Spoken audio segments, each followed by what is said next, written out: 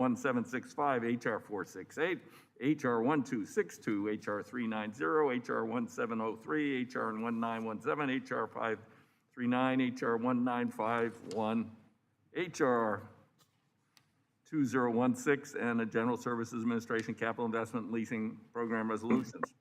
As a reminder, responsibility of each member seeking recognition, unmute their microphone prior to speaking, keep their microphone muted when not speaking, to avoid inadvertent background noise. Should I hear any inadvertent, however, I'll gavel you down.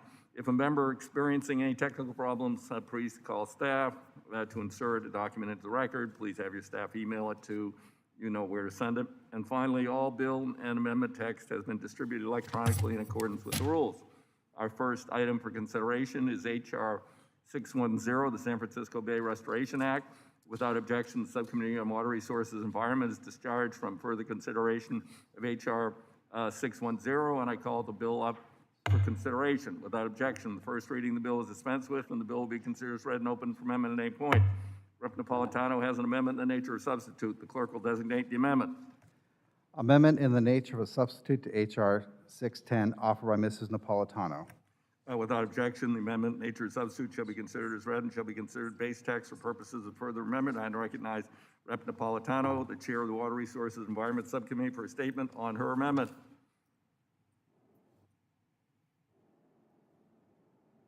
Grace, you there? Grace? Well, she's not present. Can you hear me? Yes. Okay. I support 610 as amended, a bill to establish a new program with an EPA to support restoration efforts in the San Francisco Bay. Introduced by gentlewoman from California, Mrs. Spear, HR 610 builds off an existing bay restoration work under EPA's National Estuary Program. The bill established an office in EPA Region 9 headquarters to coordinate bay restoration efforts. This legislation authorizes $25 million annually over 5 years for the establishment of the program and continued restoration activities. In my home state of California, the importance of a healthy watershed and improved water quality has never been more apparent. In fact, the San Francisco Bay Estuary drains more than 40% of our state's water. That is why I'm thankful to see several of my colleagues from California as the original co-sponsors and include members of the committee, Mr. Hubman, Mr. Desaulnier, and Mr. Garamendi. At last Congress, we passed similar legislation out of the Commerce Committee of this committee and off the House floor to establish a new program within EPA to focus on efforts to restore the San Francisco Bay. This new EPA program office would concentrate federal efforts to address these challenges to water quality and ecosystem health in the Bay. This will improve the environment and economy for the Bay region. Is that a lady? Of course, that is home to 8 million people, and the annual GDP is $775 billion. I support 610 and urge my colleagues to do the same. Mr. Chairman, in order to expedite committee proceedings today, I would briefly like to mention my strong support for the 5 bills from the Water Resources Subcommittee that will be under consideration following this bill. They authorize the Puget Sound Program, Lake Pontchartrain Program, the Non-Point Source Pollution Program, a bill to address concerns at Point Loma wastewater facility by Rep. Peters that has support of all stakeholders in the San Diego region, and the bill continuing to provide public access to Washington, D.C. channel authorized by Representative Norton. I ask my colleagues for support of this very important water resources bill, and I yield back the balance of my time. I thank the gentlelady.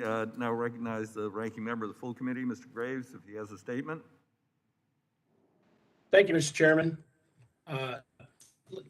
Last Congress, we worked together to ensure bipartisan for several water bills, including this one. I do support the ANS to HR 610. The ANS revises the authorization levels in the bill to reflect the bipartisan agreement that we reached on the last bill in Congress. And I do appreciate the chairman working with us on this, and I urge my colleagues to support the amendment and the underlying bill, and I yield back. I thank the gentleman. I'll just speak briefly. This does respond to an August 2018 GAO report that found a centralized program would improve the existing efforts to restore and protect San Francisco Bay. Would authorize $25 million annually for fiscal years 22 to 26, cap federal funding for eligible projects, cap administrative expenses. It's supported by a delegation representing the Bay Area and other committee colleagues in the area, Jared Huffman, John Garamendi, and Mark Desaulniers. As the ranking member said, we passed this legislation last Congress. I support it and urge my colleagues to join me. I now recognize Mr. Rouser. Thank you, Mr. Chairman. And very quickly, as mentioned, H.R. 610 would continue the EPA's management of a competitive grant program to support projects to protect and restore San Francisco Bay.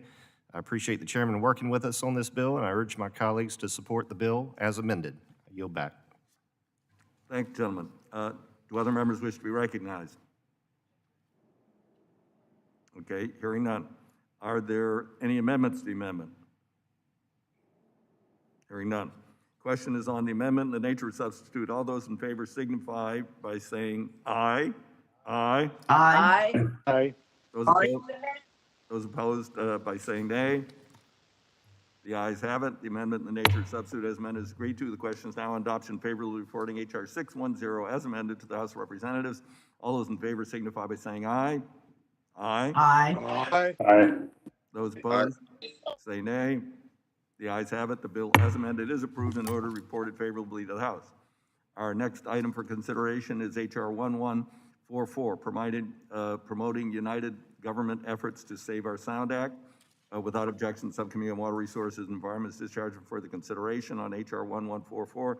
Call up the bill for consideration. Without objection, the first reading of the bill is dispensed with, and the bill is considered as read and open for amendment at any point. I now recognize myself for a statement.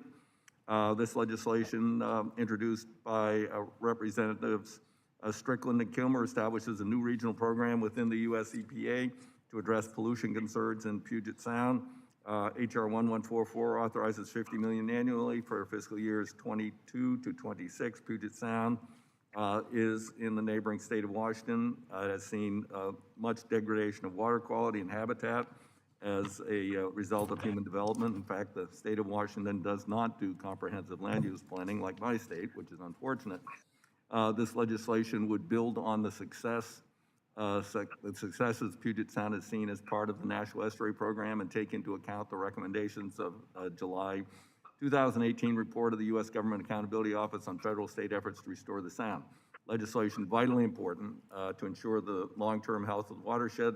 It helps provide food, clean water, and other ecosystem services for 4.5 million people, contribute to the state's economy, and help preserve the salmon and vital food sources for the orcas. The House passed this non-controversial legislation last Congress. I support H.R. 1144 and urge my colleagues to do the same. I now recognize Ranking Member Grace for a statement. Thank you, Mr. Chairman. As you pointed out, H.R. 1144 is going to continue the EPA's management of the competitive grant program to support projects that protect and restore Puget Sound. I don't have anything other. I support the bill, and I yield back the balance of my time.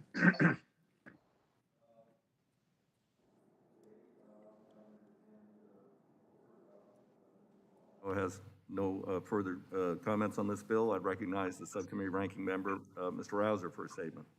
Thank you, Chairman DeFazio.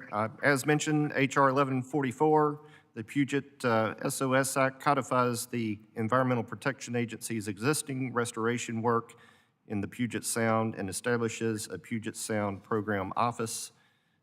This was one of the first estuaries designated within the National Estuary Program in 1987. EPA has worked with federal and non-federal entities to coordinate these restoration efforts. The bill ensures this important work will continue. I want to thank the chair for working with us on this side of the aisle on this legislation, and I urge my colleagues to support the bill. I yield back. I understand that Representative Larson wishes to be recognized. That's right, Mr. Chairman. Thank you, Chair DeFazio. I support H.R. 1144, the Puget Sound SOS Act. It's a comprehensive piece of legislation to improve federal engagement in state, local, and tribal Puget Sound recovery efforts. The waters of the Puget Sound and its wildlife that we all call home here are cornerstones of the Washington State's economy and the environment. And at a time when salmon and steelhead in the Sound are endangered and the population of these southern resident killer whales is alarmingly low, and the impacts of climate change threaten coastal communities, federal investment in the Puget Sound is vital. The SOS Act strengthens the federal government's partnership with state and local tribal groups by codifying a task force to enhance public participation, transparency, and oversight for these efforts. In addition, it creates the Puget Sound Recovery National Program Office at the EPA, elevating the Puget Sound recovery efforts at the agency to the same level as the Great Lakes and Chesapeake Bay restoration efforts. Federal investment and coordination will have a real impact. I want to assure all the members of that. Have a real impact in places like the Skagit Wildlife Area Island Unit 1, which I visited last week, where the state of Washington is working to restore estuary habitat for endangered salmon populations in the South Fork of the Skagit River. Just one example of the efforts that we're undertaking here in the Puget Sound. A healthy sound is vital to our way of life here in the Northwest. It's vital to our economy. It's vital to our environment. So I invite my colleagues to help save the Puget Sound and support HR 1144, the Puget SOS Act. Thank you, Mr. Chair. I yield back. I thank the gentleman. Does anyone on the Republican side wish to be heard? Hearing none, I'll recognize Representative Strickland. Thank you, Mr. Chairman. I'd like to extend my gratitude to you and Chairwoman Napolitano for including this important legislation in our markup that protects a local and national treasure. I stand in full support of my bill, HR 1144, the Puget SOS Act, that I introduced with co-chair of the Puget Sound Recovery Caucus, Congressman Derek Kilmer, and that was previously introduced by my predecessor, Congressman Denny Heck. I thank them both for their leadership and for their partnership. Here in my district, we know that the health of the Puget Sound is tied to the vibrancy of our economy, to the health of our fish and wildlife, and to the cultural wealth of our great nation. As the largest estuary in the United States by volume, the Puget Sound deserves the support of our federal government, and in the same ways as mentioned earlier, the way we support Chesapeake Bay and the Great Lakes. With this legislation advancing, we can finally do just that. This bill establishes the Puget Sound Recovery National Program Office at the EPA to better coordinate state, local, and federal conservation efforts. It also codifies the Puget Sound Federal Leadership Task Force. This significant investment in our environment, in our community, and in our future. And make no mistake, for the tribal nations and the communities in Washington State's 10th Congressional District, this is indeed an investment in equity. I want to thank the Northwest Indians Fisheries Commission, the Puget Sound Partnership, and the Nature Conservancy for their support of this legislation. And I'm so incredibly proud that this bill will soon be codified into law and that generations to come will benefit from our stewardship. Thank you, Mr. Chair. I yield back. Thanks, gentlelady, for a statement. Any other members wish to be heard on the legislation? Yes, Mr. Chairman, this is Representative Perry from Pennsylvania. Okay. You're recognized. You're Thank recognized. you, Mr. Chairman.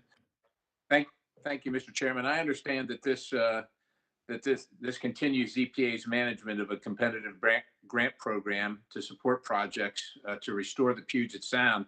$50 million over 5 years for the program. Seems to me that earmarks, if they are now in order, if the member representing the Puget Sound wants to fund the restoration projects, he or she can earmark funds to it.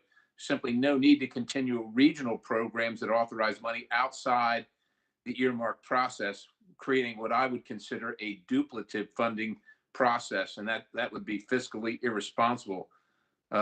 I don't really support the earmark process at this point, and I especially don't support a reckless dual funding stream process. I think Congress needs to stop holding the taxpayers liable for their pet projects and not create multiple avenues to do so. And with that, I yield back the balance of the time, and I will be calling for a recorded vote. Thank you, Mr. Chairman. I thank the gentleman. We can't anticipate what the Appropriations Committee might or might not do regarding this region. This is a very large, very significant estuary, which has an impact on the entire west coast of the United States and its fisheries, and this is a pretty paltry amount of money from the federal government. So other members wish to be heard? Okay, are there any amendments to HR 1144? Hearing none, we now move to final passage. The question is on adoption favorably forwarding HR 1144 to the House of Representatives. All those in favor signify by saying aye. Aye. Aye. Those opposed by saying nay. Nay. Nay. The gentleman indicated he wanted to call for a recorded vote. Yes, sir. Recorded vote, please. A recorded vote was requested by Mr. Perry. As mentioned at the beginning of the markup, the chair will postpone further proceedings on the amendment until a later time. Our next item for consideration is HR 587, the Ocean Pollution Reduction Act 2. Without objection, the Subcommittee on Water Resources and Environment is discharged from further consideration of HR 587. I call up the bill for consideration. Without objection, first reading, the bill is dispensed with, and the bill is considered as read and open for amendment at any point. I now recognize myself for a statement on HR 587. HR 587, introduced by Rep. Peters, California, clarifies that the City of San Diego, California can utilize the standard Clean Water Act National Pollution Discharge Elimination System permit process to continue operation of Point Loma wastewater treatment plant with alternative standards. Legislation which provides regulatory accountability consistent with each city as the support of surrounding localities, local public works departments, water districts, as well as local non-governmental environmental organizations. Committee favorably discharged same legislation last Congress, which ultimately passed the House 395-4. The legislation has been reviewed as well by the US EPA. I am unaware of opposition to this legislation. Currently, Point Loma wastewater treatment plant applies to, receives a waiver to discharge with less than full secondary treatment. The baseline requirement of the Clean Water Act facility qualifies for a waiver by meeting certain criteria, but its application must be renewed every 5 years. As part of a long-term effort, the Point Loma wastewater treatment plant is working to reduce its discharges. This effort involves water recycling, redirect a portion of the facility's discharge. However, the facility's discharge to coastal waters will never be totally eliminated. To be clear, this legislation is not a waiver of all the requirements of the Clean Water Act. The facility will need to comply with the other requirements. I thank Representative Peters, City of San Diego, continuing to work with us on this legislation, support the legislation, ask my colleagues to do the same. Now recognize Ranking Member Graves if he wishes to make a statement. Thank you, Mr. Chairman. 587, it aims to modify and simplify the City of San Diego's required permitting process under the Clean Water Act, which is used to operate the city's Point Loma watershed plant. I think this bill is good for the city. I think it's good for the residents and the environment. And with that, I would urge adoption and yield back the balance of my time. Thank the gentleman. Now recognize Ranking Member Rouser for a statement. Thank you, Mr. Chairman. The main points of my statement have been made, and I just want to reiterate our support and appreciate the majority's consultation and work with the minority on this, and urge my colleagues to support it. I yield back. Thank you, gentlemen. Any other members wish to be recognized? Okay, hearing none. Are there any amendments to HR 587? Mr. Chairman, Graves, Louisiana. Okay, I recognize Mr. Graves for his amendment. The clerk will designate the amendment. Amendment to HR 587, offered by Mr. Graves of Louisiana, number 065. Without objection, the amendment will be considered as read. I recognize Mr. Graves to speak on his amendment for 5 minutes. Thank you, Mr. Chairman. Mr. Chairman, I'm going to be brief. We discussed this last year. What this legislation does is it effectively eliminates secondary discharge standards for Point Loma. And when I say it modifies the discharge standards, it effectively allows for pollution. It allows the state of California, it allows this sewage treatment plant to not comply with secondary treatment standards. So it is allowing the state of California, it is allowing this Point Loma discharge station to discharge polluted waters ultimately into the Pacific. Mr. Chairman, we're all very aware of the state of California and their environmental posture. I find it somewhat ironic that the state in this case is asking whenever they're not in compliance with Clean Air Act requirements, in this case, not in compliance with federal clean water standards, they're asking for a waiver. And so my point is if California can get this, in this case, why not grant it to all states? And obviously, I really don't want that to happen because I'm a proponent of the environment. But I did want to point out the fact that this legislation results in dirtier, polluted water being discharged and a waiver being granted for this station. I understand there's some unique circumstances about the geographical limitations for this wastewater treatment facility, but other places around the country aren't granted this type of waiver, and in fact are often experiencing penalties and fines by the EPA in order to come into compliance. And so our amendment would simply allow for the same standard to be granted to any discharge station around the country. With that, I yield back and urge adoption of the amendment. I thank the gentleman. I've actually visited the site. It is extraordinarily unique, and at the moment, there is no known technology nor alternative to this particular plant.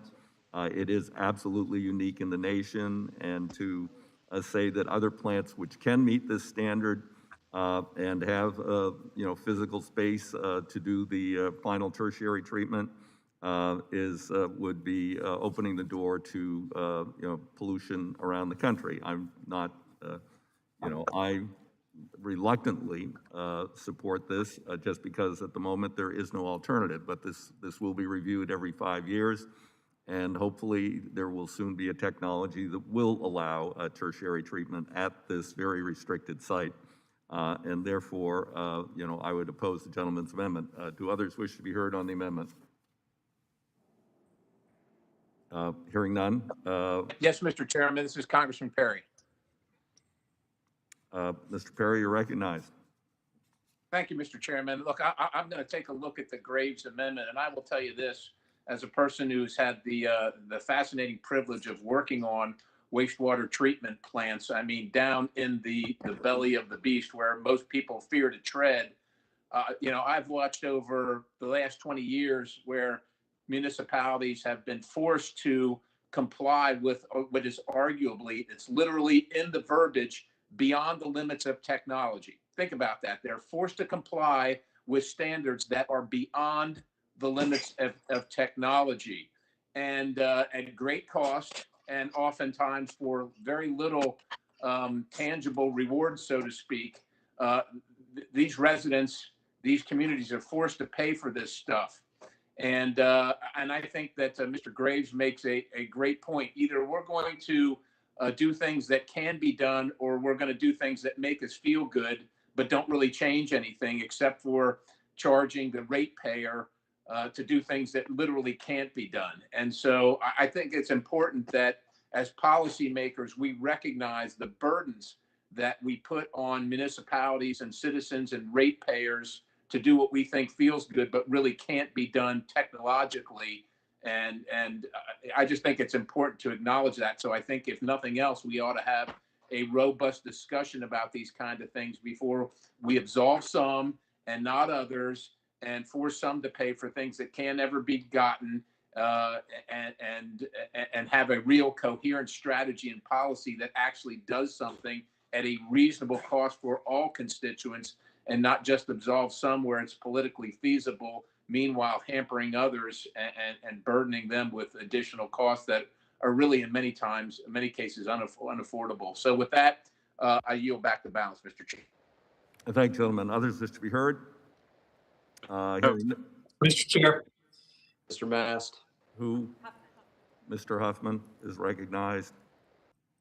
Thank you, Mr. Chair. Very quickly, this is a request, as I understand it, for a conditional waiver. If members are concerned about water quality, they should vote against it. But to propose an amendment that would grant the waiver to every other discharger in the United States of America is completely untenable and a race to the bottom. So I just want to point out that that's pretty reckless policy. If they oppose the waiver, they should vote against this.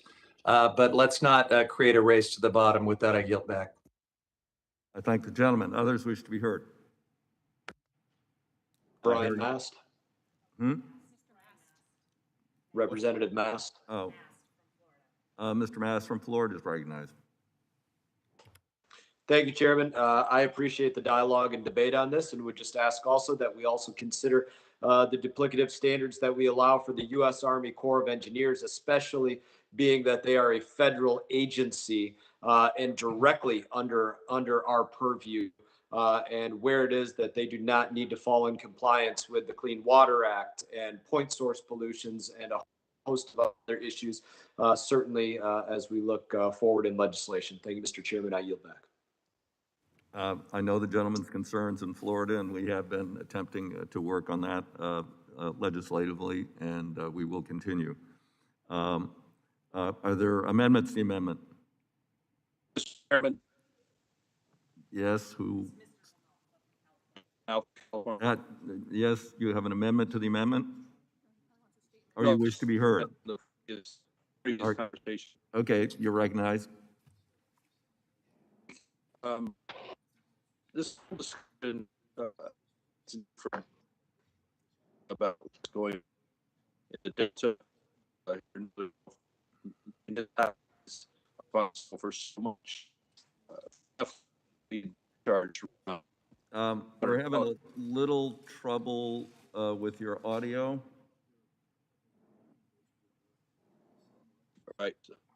Come back to it. Thank you. Okay, thank the gentleman. Are there others wish to be heard? Mr. Chairman. Mr. Chairman, Yep, if I can take the floor for a second. sure. I appreciate the opportunity to address this briefly. I think my friend and colleague from Louisiana makes a good point conceptually. I also think that in every individual situation, things are different here versus elsewhere. So in spirit of our bipartisan cooperation on this, for the record, I am going to vote against the amendment reluctantly. But I do believe that my friend from Louisiana has a good point. I also believe that since I personally hadn't had any notice of the amendment, I want to make sure that if we were to move forward with an amendment or a vote on this particular amendment, that it is, I want to make sure that it's thoroughly vetted.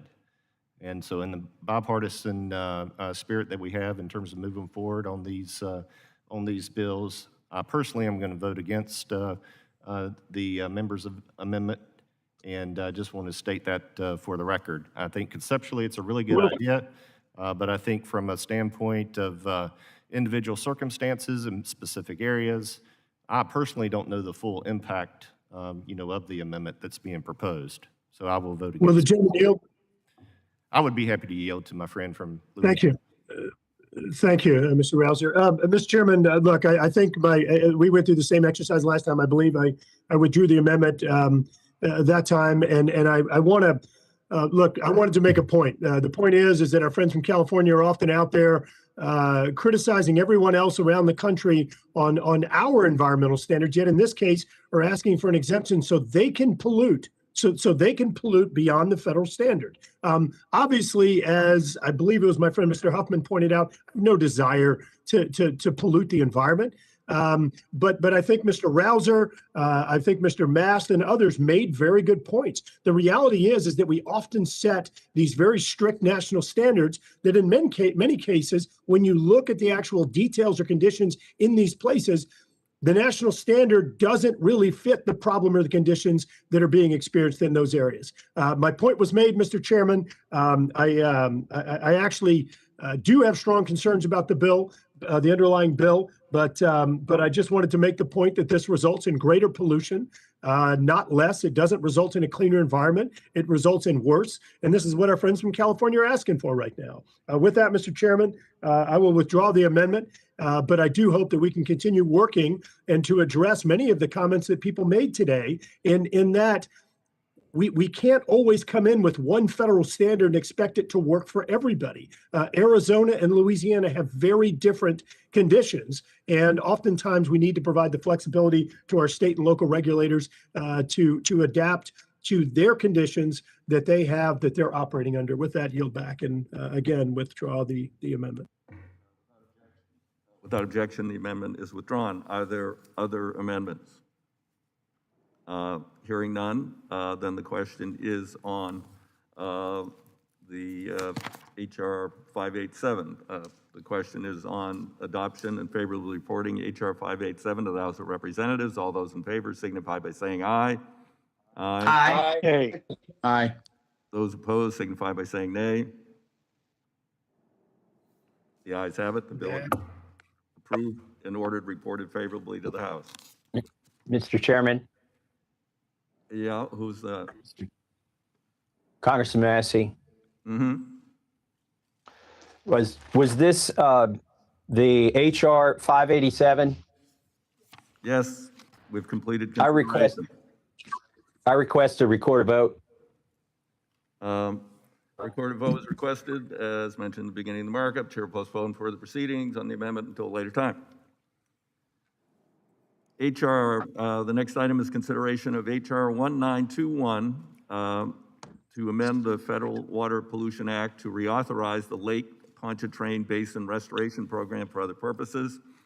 Without objection, the Subcommittee on Water Resources and Environment is discharged from further consideration of HR 1921. I call up the bill for consideration. Without objection, the first reading of the bill is dispensed with, and the bill is considered as read and open for amendment at any point. I recognize myself for a statement on HR 1921. This legislation reauthorized the Lake Pontchartrain Basin Restoration Program for 5 years, 2022 to 2026 at $20 million annually, provides for regular reporting of progress on the program. 2.1 million people live in the area surrounding Lake Pontchartrain, which is threatened by pollution related to urban agricultural runoff, sewage overflows, non-point source pollution. The Basin Restoration Program helps address these environmental challenges and has made some progress. With continued funding and reauthorization, the program can continue implementing projects related to restoration. The Water Resources Subcommittee hearing last year, Congress did identify some implementation issues related to this program, resulted in the ranking member and I requesting that the U.S. Government Accountability Office further study the program. However, those issues, that's still pending. Those issues should not prevent us from acting on this bill today. The House passed this non-controversial legislation last Congress. I support HR 1921. Urge my colleagues to support it as well. I now recognize Ranking Member Graves for a statement. Thank you, Mr. Chairman. I'm so happy. I didn't get the vaccine, but he tried. Oh, they still wouldn't Please, get it? We could probably would help other you out. people please mute? I got it. You got it. Mute. Representative Graves. Thank you, Mr. Chairman. I do support HR 1921 on the Protect and Restore Lake Pontchartrain Basin Act. And I want to commend Representative Graves for his leadership on this issue. He's been out front and he's done a good job. And with that, I urge support and yield back. Representative Rouser.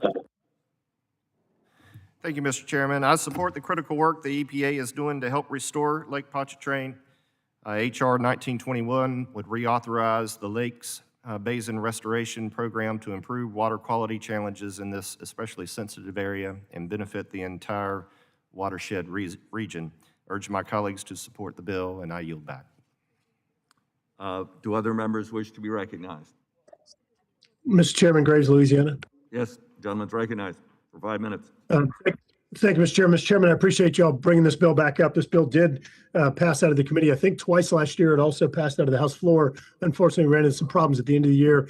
But trying to get this through the U.S. Senate, there was no opposition. There just wasn't time. Mr. Chairman, I remind you, the 2nd District of Louisiana that was previously represented by Congressman Cedric Richmond is currently unfilled. However, Congressman Richmond was our bipartisan co-sponsor and continues to support this legislation and the objectives. Mr. Chairman, this is more than just Louisiana. As I've said in this committee many times, the Mississippi River system drains from Montana to New York to 2 Canadian provinces. It is one of the largest watersheds in the world, and as all this water comes down the Mississippi River system, the state of Louisiana doesn't really put water in the Mississippi. But in 2016 and 2018 and twice in 2019, we had to open up this Bonacary spillway, which is a pressure relief valve, sends all this water from all these other states and from Canada through Lake Pontchartrain, which fundamentally changes the ecosystem in that lake. This program is designed to help address that, to help address some of the other runoff issues that the chairman noted, and ensure that this ecosystem remains productive, remains clean, and remains safe for the communities around New Orleans and all around the Lake Maurepas Basin. So this does authorize, it does extend the authorization of the program through 2026. I urge adoption of the legislation and yield back. I thank the gentleman. Do others wish to be heard? Are there amendments to H.R. 192? Chairman, Congressman Perry. Gentleman's recognized. Hey, thank What? you, Mr. Mr. Chairman. Perry. Again, Yes. yes, Mr. Perry. Thank you, Done. Mr. Chairman. I don't have any issue, I don't take any issue with Lake Pontchartrain, the Basin Restoration Program, or any of that stuff. I guess what I'm taking issue with now is the process as it currently stands. I thank the gentleman from Louisiana. I understand his concerns. But I just think if we're going to do earmarks now, what we're doing is we continue now with regional program funding and now an earmark potential as well, which sets up a duplicate system of funding. And so I think we ought to do either one or the other. If we're doing earmarks, and we ought to do that. If we're doing regional funding, then that's the way to go. I just don't think there should be a reckless dual funding stream process. And so with that, I just think that it's important that the taxpayer knows what they're liable for. And in many cases, they're going to see these as regional, which they are, and maybe, just they're the project of the individual, so to speak, in that district, of which, if you live in Southern California, have nothing to do with. I'm not saying that it doesn't necessarily affect you, but it's hard to me, it's hard to do both. Potentially get earmarks and regional funding for something. So with all due respect, $20 million a year. I know you said that was a paltry sum when it was 50 million, Mr. Chairman. But where I come from in South Central Pennsylvania, $20 million, 25 million, 50 million. That's a lot of money, and you can start adding it up. And and then you're talking about real money. Did the gentleman from Louisiana ask me to yield? Yes, sir. Yeah, go ahead, Neil. Thank you, Mr. Perry. Mr. Perry, as you know, I actually share some of your sensitivities related to how earmarks are done and things along those lines. You and I have both made statements in some of our meetings about this. But let me clarify one thing. This legislation, so you have an earmark, which simply provides the funding. This actually, I would argue from a conservative perspective, is actually a better approach because this doesn't appropriate the funds. We still have to come back and try and secure the dollars through the appropriations process to fulfill this authorization. The reason I think this is a better approach is that this actually creates a framework, an authorization framework. It's not just a free-for-all, here's money, go have fun. It creates a framework for how the funds are going to be spent. So I want to reiterate, this does not appropriate funds. We still are required to go to the appropriations process and actually fight for dollars. And I just want to say that I actually support Congressman Kilmer's bill as well, because he does create a framework for how these dollars are going to be used. So I believe that this is actually an apples and oranges issue in regard to earmarks, and not, because this creates a framework for how the funds will be used rather than cutting a blank check with no criteria or framework to states or different agencies. So I yield back to my friend. I thank you. Reclaiming the balance of my time. I understand and I can agree with Mr. Graves' assessment. My concern is that we're going to have a dual situation here where we have the framework, as Mr. Graves described, but we also have the earmark process. And I just think that it ought to be either one or the other. And I'm concerned that we're going to do this and then earmark also. So with that, just to let everybody know on this, I'll be calling for a recorded vote. And with that, Mr. Chairman, I yield back the balance. I thank the gentleman for his nonsensical concern. This money is a 5-year authorization which sets strict parameters on how the money is spent. An earmark from the Appropriations Committee might or might not occur on an annual basis. It would not necessarily contain the constraints that this does. Would not be well planned. It would be occasional, and it wouldn't deal with a major ongoing problem for that region, as we dealt with other regions previously. And what I referred to as a paltry amount of money, it's a lot of money, but it's a paltry amount compared to the magnitude of these problems. If we lose these estuaries, if we lose the Chesapeake Bay, if we lose Puget Sound, if we lose, I've swum in Lake Pontchartrain. I did my basic training down there. We went to a beautiful beach. and not so good now. We need to bring it back for the people of that region. So I thank the gentleman for his concern, but I believe it's quite misplaced, because the Appropriations Committee is going to do earmarks, and then the Appropriations Committee is going to appropriate, and I don't think they're going to do it twice. So with that, Mr. Chairman, yes. if I can make one quick comment, I think another way to say it is the program helps ensure the integrity of the earmark, if you want to call it that. I yield back. Who? I understand perhaps Representative Cohen has something to add. Mr. Chairman, disturbing to see the split in the The Republican gentleman caucus. is recognized for 5 minutes. Thank you, Mr. Chairman. It's disturbing to see the split in the Republican caucus, but I rise to support Mr. Graves. Anybody from Memphis to New Orleans along the Delta knows that New Orleans is a national treasure, as is Lake Pontchartrain. And we appreciate Mr. Graves taking all of our refuse that we send down the river to New Orleans, both bodily and otherwise.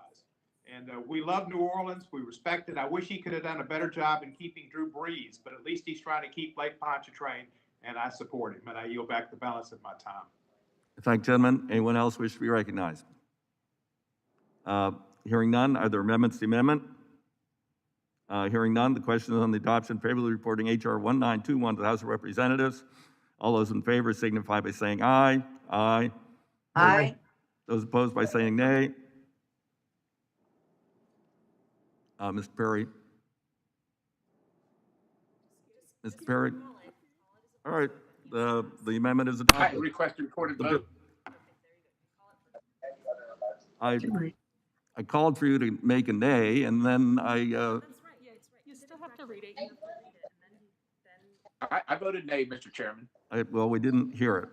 Okay, all right. I apologize. Recorded vote is requested.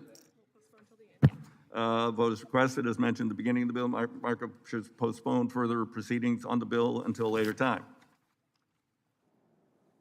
The next item for consideration is HR 2008, the Local Water Protection Act. Without objection, Subcommittee on Water Resources, Environment is discharged from further consideration of HR 2008. I call up the bill for consideration. Without objection, the first reading of the bill is dispensed with, and the bill is considered as read and open for amendment at any point. I now recognize myself for a statement.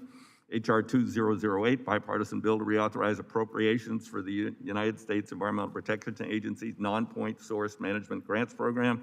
Non-point sources of water pollution come from many sources, obviously, from farms, managed forests, urban areas. This runoff can carry pollutants, including nitrogenization from fertilizers, sediments, toxins from abandoned mines, oils, heavy metals from roads into lakes, rivers, and other bodies of water. 1987 Clean Water Act was amended to add Section 319 to create a non-regulatory program through the EPA, which administers annual grants to help states develop and implement their own programs for managing non-point sources of water pollution. This program has been very popular, but has not been reauthorized in 3 decades. The Section 319 program was initially authorized at $70 million annually in fiscal year 1988, and the authorization increased to $130 million in 1991, the last year of authorization for this bill, and that's 30 years ago. Since that time, the 319 program has been authorized through the annual appropriations bill for the EPA.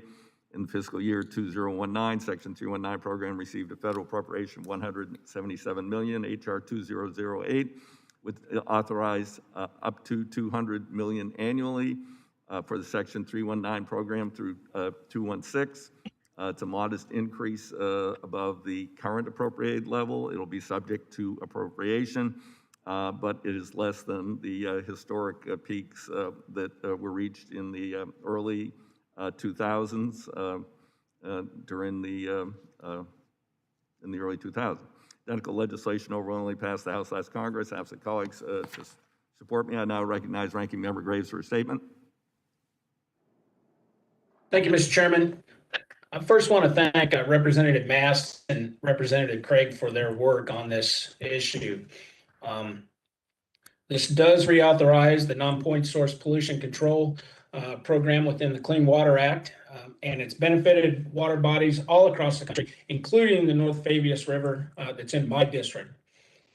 When increases in sedimentation, when it significantly impaired the North Fabius River, the state of Missouri ended up spending about $4 million, including more than $400,000 in grants from this program to improve the watershed planning and implement best management practices to improve water quality and move the North Fabius from Missouri's list of impaired waters. So very familiar with this program. I would urge support and yield back the balance of my time.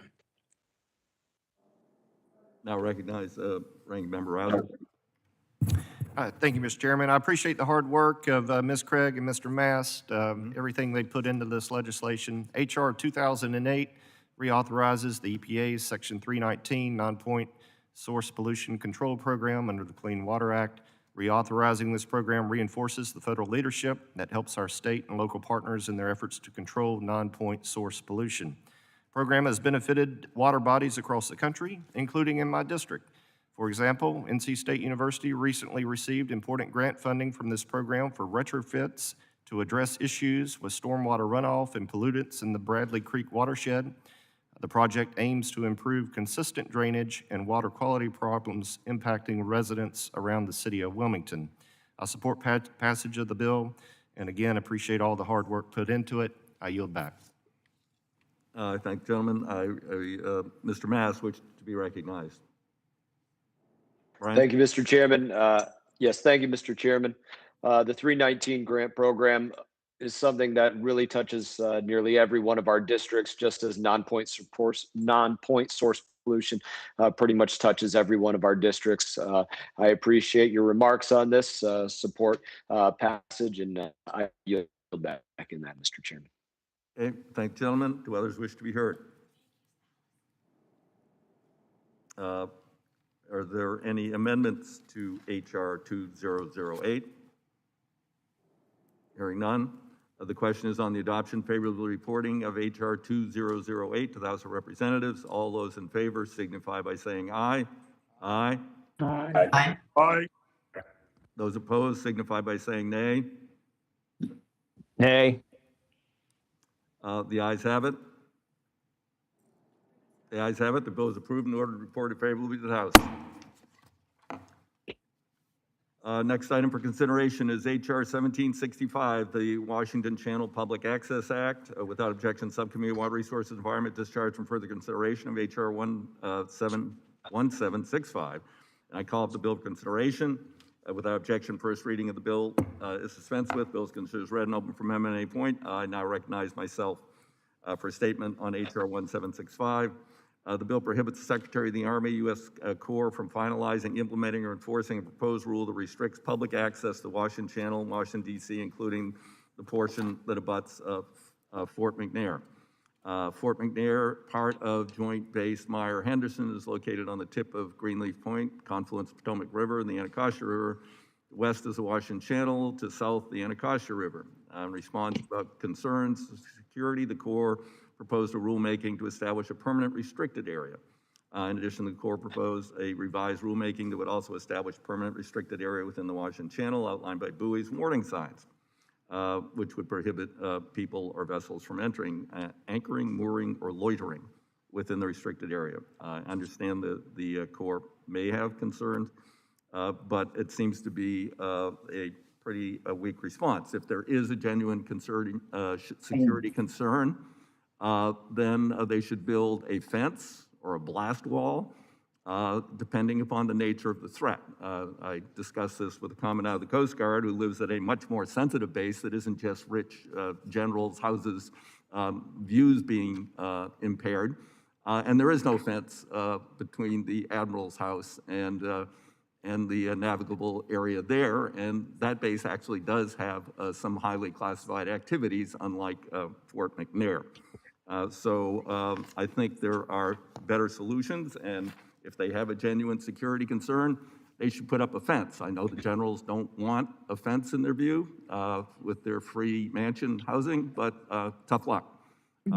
With that, I thank the gentlelady from Washington for introducing this legislation. I think it's imperative the Corps abandon this proposal and looks at another solution which might provide genuine security and would not restrict the channel to the point where you're going to be mixing kayaks, paddle boards, water taxis, large ferries, pleasure boats, and everything else you can think of into a very narrow channel, and there will be ultimately fatalities. It's a poorly envisioned idea, and I now recognize Mr. Graves if he wishes to make a statement. Yeah, thank you, Mr. Chairman. 1765, it prohibits the Secretary of the Army from issuing a final rule which restricts, as you pointed out, public access to the Washington Channel, which is located next to Fort McNair in the District of Columbia. This issue is new to us. The committee hasn't held a hearing on it or otherwise examined it. I have been out there. I know exactly what is going on. I'm going to back the chairman up on this. This has more to do with views than it has to do with security. And I would agree, if the Army has a security issue out there, then what they need to do is put up a fence. If they want to come talk to the committee and they think that we need a more or a broader perspective on this, then they can do that. But I do know this is very important to Delegate Norton, and I do understand the issue if we restrict that channel. And again, this is, I have been out there. This is more about views than anything else. And so I do support the bill, and I would appreciate everyone else's support on this. And I yield back to balance my time.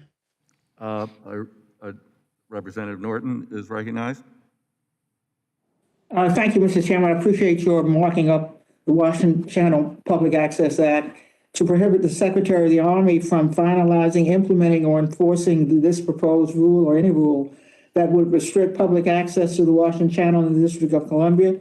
This rule is arbitrary, capricious, and unnecessarily restricts recreational and commercial uses in the channel without providing any security benefits. Proposed rule would establish a permanent restricted area in the channel adjacent to Fort McNair,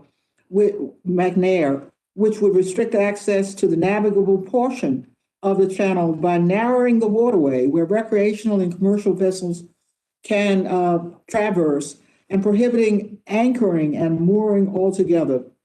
The U.S. Army Military District of Washington cites security needs at Fort McNair to justify the proposed rule. However, there are multiple military bases along the water in the DC area, and none of the other bases have requested public access restrictions. Mr. Chairman, they have shown no difference here for this base. Neighborhoods like the Navy Yard and the Wharf have reinvigorated public engagement on the waterfront, and those are my bills here. And the channel is increasingly used for recreational transportation and recreation.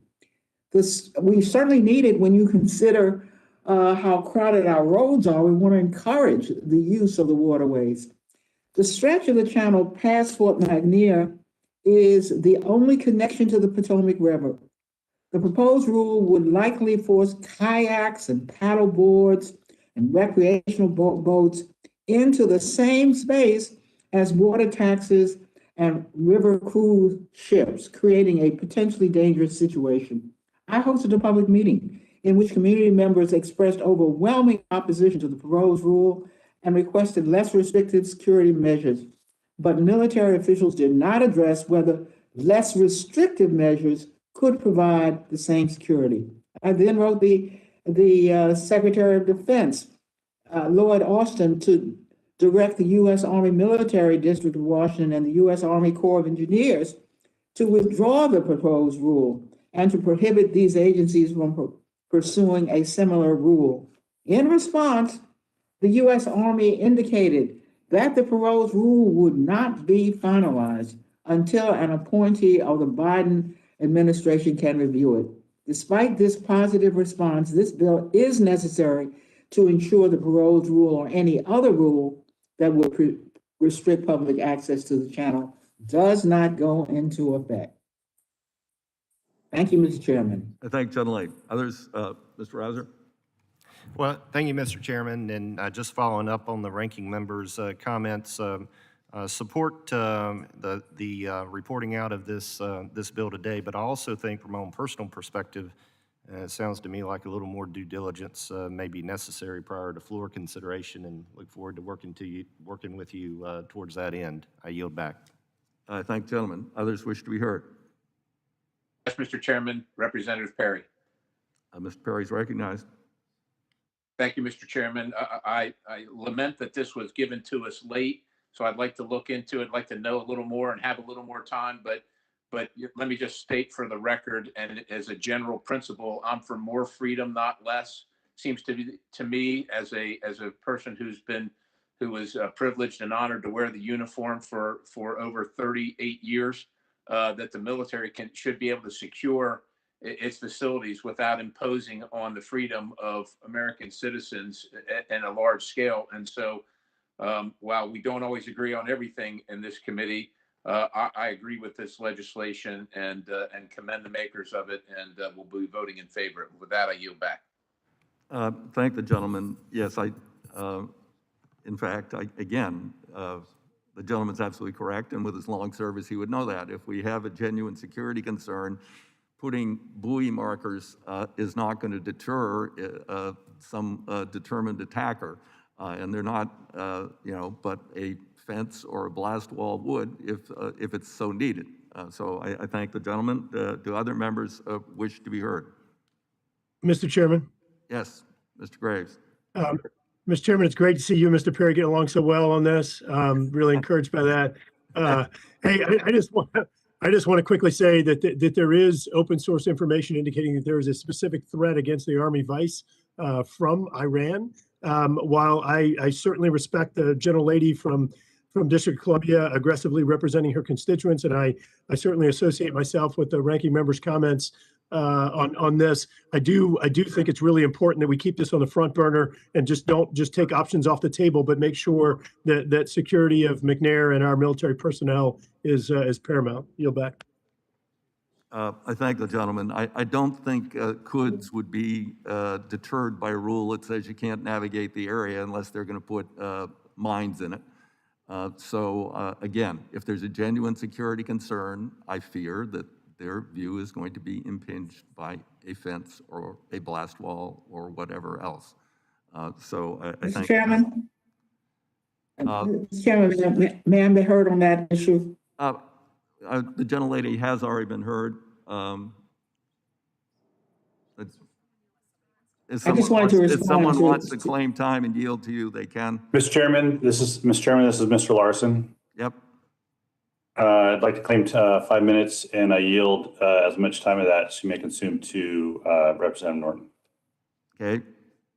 Proceed. I very much appreciate that. I very much appreciate that. I just wanted to report that there is a report from the Associated Press that threatened Fort McNair and the Army Vice Chair of Staff, who does reside there. That threat was reportedly made in January of this year. I note that this proposed rule was first noticed in the Federal Register in August 8th to be exact, 2019, 18 months before the reported threat, and would not improve security in any case. I thank you very much, Mr. Chairman. I thank the gentlelady. Others wish to be heard. Hearing none, are there amendments to the HR 1765? Hearing none, final passage. The question is on the adoption favorably reporting HR 1765. The House of Representatives, all those in favor signify by saying aye. Aye. Aye. Those opposed signify by saying nay. The ayes have it. The bill is approved, ordered, reported favorably to the House. HR 468, expedited delivery of Airport Infrastructure Act of 2021. Without objection, Subcommittee on Aviation's discharge further consideration of HR 468. I call up the bill for consideration. Without objection, first reading, the bill is dispensed with, and the bill is considered as read and open for amendment at any point. I now recognize myself for a statement on HR 468. I support this legislation introduced by Ranking Member Graves from Missouri. As the global pandemic begins to subside and the pace of vaccinations accelerate, the number of passengers traveling by air is already dramatically increasing. and I think that is going to continue. In fact, on March 12th, 2021, we had the highest number of passengers screened at U.S. airports since the beginning of the COVID-19 pandemic. There will be an urgent need to catch up with airport infrastructure to accommodate the growing number of airline passengers. Many airports were over capacity before the pandemic began. H.R. 468, the Expedited Delivery of Airport Infrastructure Act of 2021, would help address this need by allowing airports to use their AIP, Airport Improvement Program funding, to offer incentive payments to contractors for early completion of airport planning or development projects. It would also include critical guardrails. It would help ensure expedited projects do not negatively impact the safety operations of an airport. The Airport Council International, ACI, came out with a report last week, estimated airports infrastructure needs over the next 5 years to be $115.4 billion, an average of $26 billion a year. This dramatically exceeds the combined amount funded annually through the AIP program, $3.3 billion, and the PFC program, $3.5 billion in normal times. So PFC numbers are way down. Without additional funding to address this widening gap, many airports will defer needed infrastructure investments or be forced to complete projects in phases, which ultimately increases the costs. So while this bill makes strides in the right direction, I believe it will be incredibly difficult to complete airport projects quicker without first providing robust funding. This will be one of my priorities as the committee begins to move forward on the next infrastructure bill. This bill is an excellent first step and would save money and expedite projects for the near future that can be funded. And with that, I'd recognize Ranking Member Graves for a statement. Thank you, Mr. Chairman. This is a bill I'm reintroducing, H.R. 468, the Expedited Delivery of Airport Infrastructure Act of 2021. And it truly benefits our airports. Last Congress, this bill passed both the committee and the House by voice vote. And I do want to thank Ranking Member Garrett Graves for his co-sponsorship of this bill. The use of the Airport Improvement Program, or the AIP funds, to be able to use them for incentive payments is going to be left up to the discretion of the airport operator. But the benefits of incentive payments are well known in the surface transportation sector. And this bill is going to allow airports, as pointed out, to expedite the delivery of airport projects. It takes better advantage of short construction seasons, and it relieves operational disruptions that always occur or always result as from these projects at an airport, and it saves money. There's strong support for this bill, and I'd like to, I do have a letter, Mr. Chairman, from the American Association of Airport Executives and the Airports Council International. It's a joint letter. I would ask unanimous consent that it be entered into the record.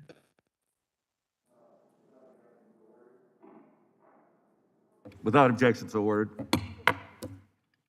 Thank you, Mr. Chairman. With that, I would just urge support of the bill and yield back the balance of my time. Thank you, gentlemen. I recognize Rep. Larson, Chair of the Subcommittee on Aviation, if he has a statement. Mr. Chairman, in the interest of brevity and moving things along, just as Chair of the Aviation Subcommittee, stand in support of this and encourage other members to support this bill as well. I want to thank Mr. Graves of Missouri, Mr. Graves of Louisiana for bringing this forward. Thank you. Yield back.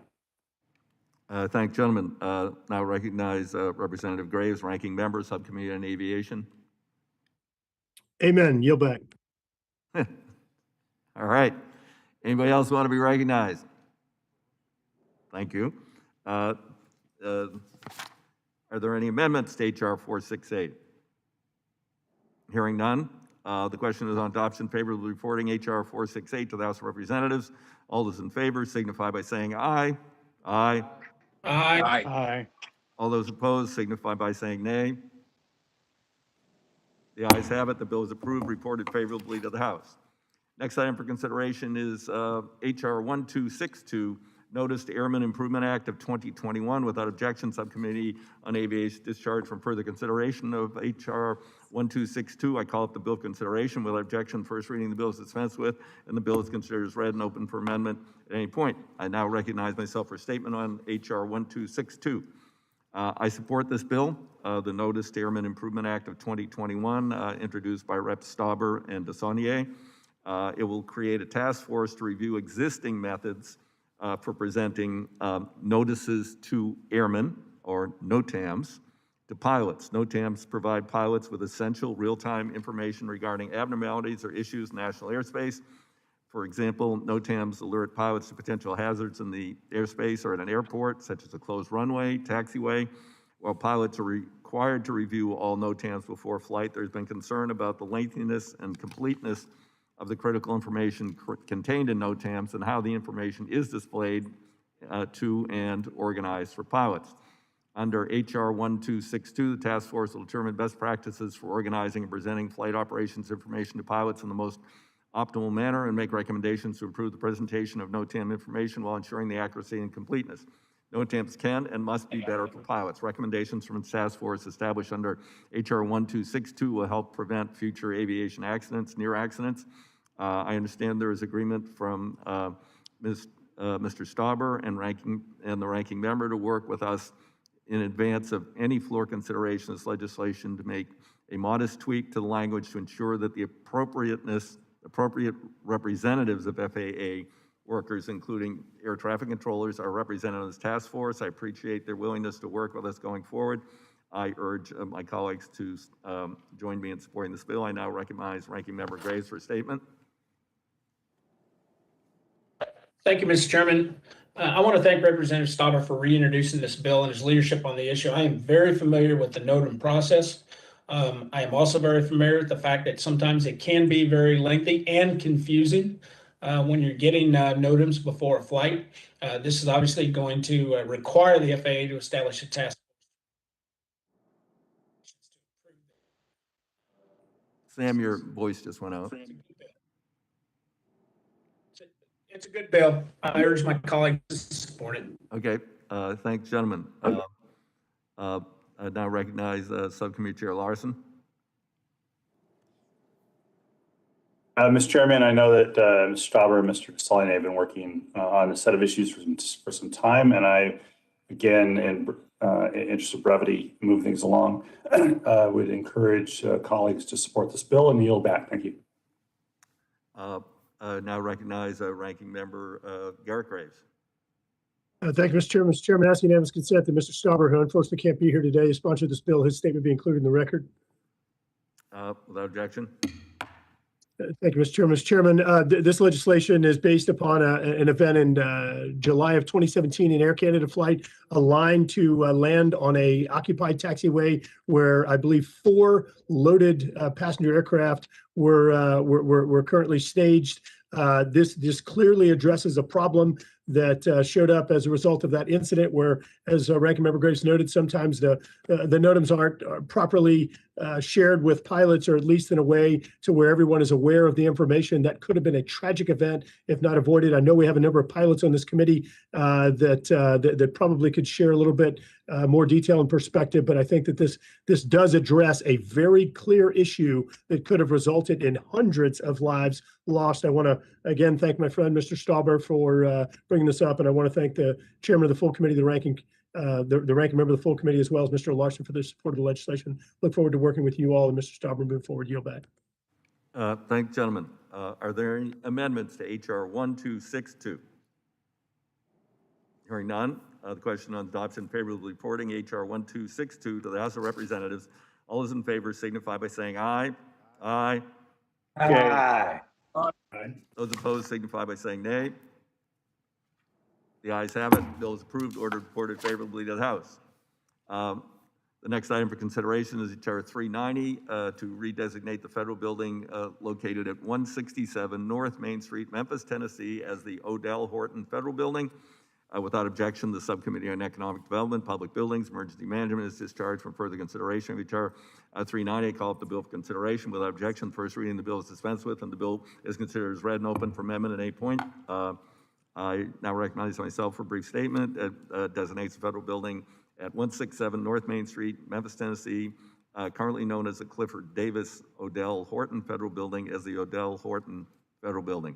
Bill is sponsored by our colleague from Tennessee, Representative Cohen, co-sponsored by the entire Tennessee delegation.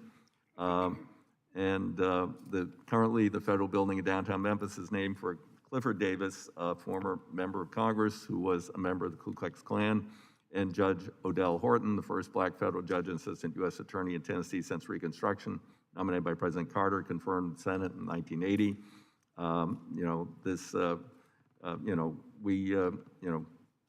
We have to remember history and act appropriately. In this case, I believe this is an appropriate action sponsored by the entire delegation from the state of Tennessee. I now recognize Ranking Member Graves for a statement. Thank you, Mr. Chairman. And I want to thank Representative Cohen and Burchett and the entire Tennessee delegation for their leadership on this bill. I think it is an appropriate renaming. With that, I would urge support and yield back the balance of my time. Thank you, gentlemen. I now recognize Subcommittee Chair Titus for a statement. Thank you, Mr. Chairman. I just want to take a moment to not only speak in support of this bipartisan measure to rename the federal building in Memphis in honor of long-serving federal district judge Odell Horton, but also to express my support for all the other measures that follow that come under the jurisdiction of the Subcommittee on Economic Development, Public Buildings, and Emergency Management, which I'm honored to chair. This bill and all of the bills and resolutions that follow are bipartisan bills that came out of that committee. During the 117th Congress, I expect our subcommittee to continue working across the aisle to protect disaster survivors, expedite and expand investments in mitigation, reduce federal bureaucracy in the wake of disasters, and do our part to ensure those who enter our public buildings, both as employees and as visitors, are safe and healthy. We'll also examine the federal economic development programs, not just to respond to the challenges brought about by the coronavirus pandemic, but also to ensure our communities are prepared to address the economic challenges of the future. I ask my colleagues to join me in supporting these measures. I invite you all to reach out to our committee with relevant proposals, and I'll yield back the balance of my time. I thank gentlelady. I now recognize Subcommittee Ranking Member Webster for a statement.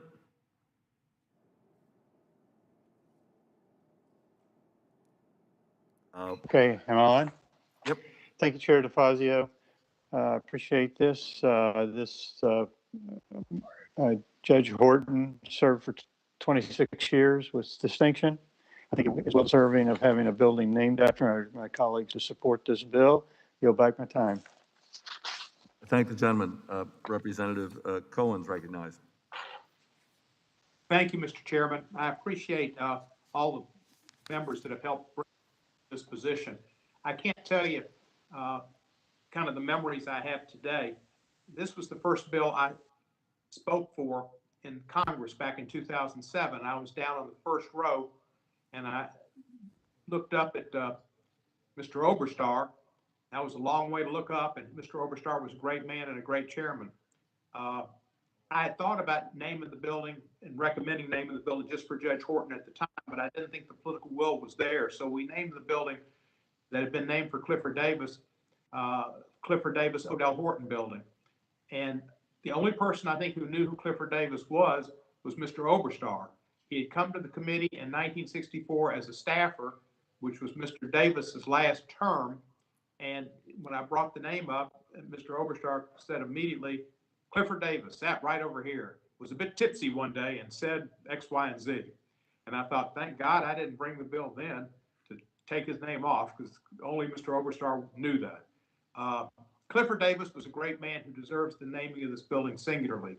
He was the first African-American federal judge since Reconstruction. He was a criminal court judge, the first prosecutor, African-American prosecutor. And he served, as Mr. Webster said, for 26 years. He was a senior judge, chief judge, and judge of the federal court. Before that, he was a bankruptcy judge. Had a stellar record, graduate of Morehouse. He was a Morehouse man and Howard University Law School.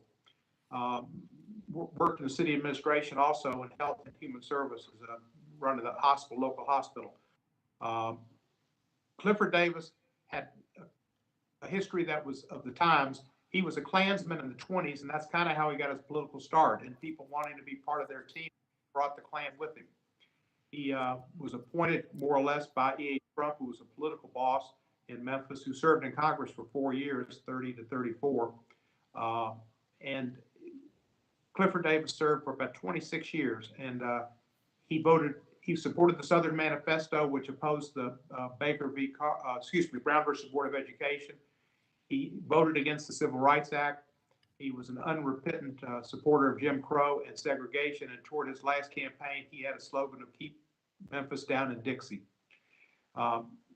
Clifford Davis' family learned of the idea of changing the name to simply the Odell Horton building, and the family said, "We are proud of Cliff Davis's many contributions to Memphis, but his membership in the Klan and support for Jim Crow cannot be excused." I appreciate Tim Burchett for joining me in this bill and the entire Tennessee delegation, and know this is the right thing to do at this time, and to recognize Judge Horton, and I appreciate support and move passage. Thanks, gentlemen. Others wish to be heard? Hearing none, are there any amendments to H.R. 390? Hearing none. The question is on the adoption favorably reporting H.R. 390 to House of Representatives. All those in favor signify by saying aye. Aye. Aye. Aye. Aye. All those opposed signify by saying nay. The ayes have it. The bill is approved. Ordered reported favorably to the House. H.R. 1703, the National Children's Museum Act. Our next item for consideration is H.R. 1703, the National Children's Museum Act. Without objection, Subcommittee on Economic Development, Public Buildings, Emergency Management, discharge from further consideration of H.R. 1703. Call up the bill for consideration. Without objection, first reading of the bill is dispensed with, and the bill is considered as read and open for amendment at any point. Now recognize myself for a statement. H.R. 1703 is sponsored by Congresswoman Eleanor Holmes Norton. Directs the Administrator of General Services to enter into a cooperative agreement with the National Children's Museum in Washington, D.C. Per the agreement, the General Services Administration shall provide rent for the space currently occupied by the museum in the Ronald Reagan Building and International Trade Center in Washington, D.C. for the duration of the current lease and for any exercise renewal options, maximum period 19 years. GSA has used the funds in the Pennsylvania Avenue Activities account of the Federal Buildings Fund to cover the cost of the lease. These funds were originally provided to GSA in 1996 to carry out responsibilities associated with the assumption of ownership of properties transferred from the Pennsylvania Avenue Development Corporation to the General Services Administration.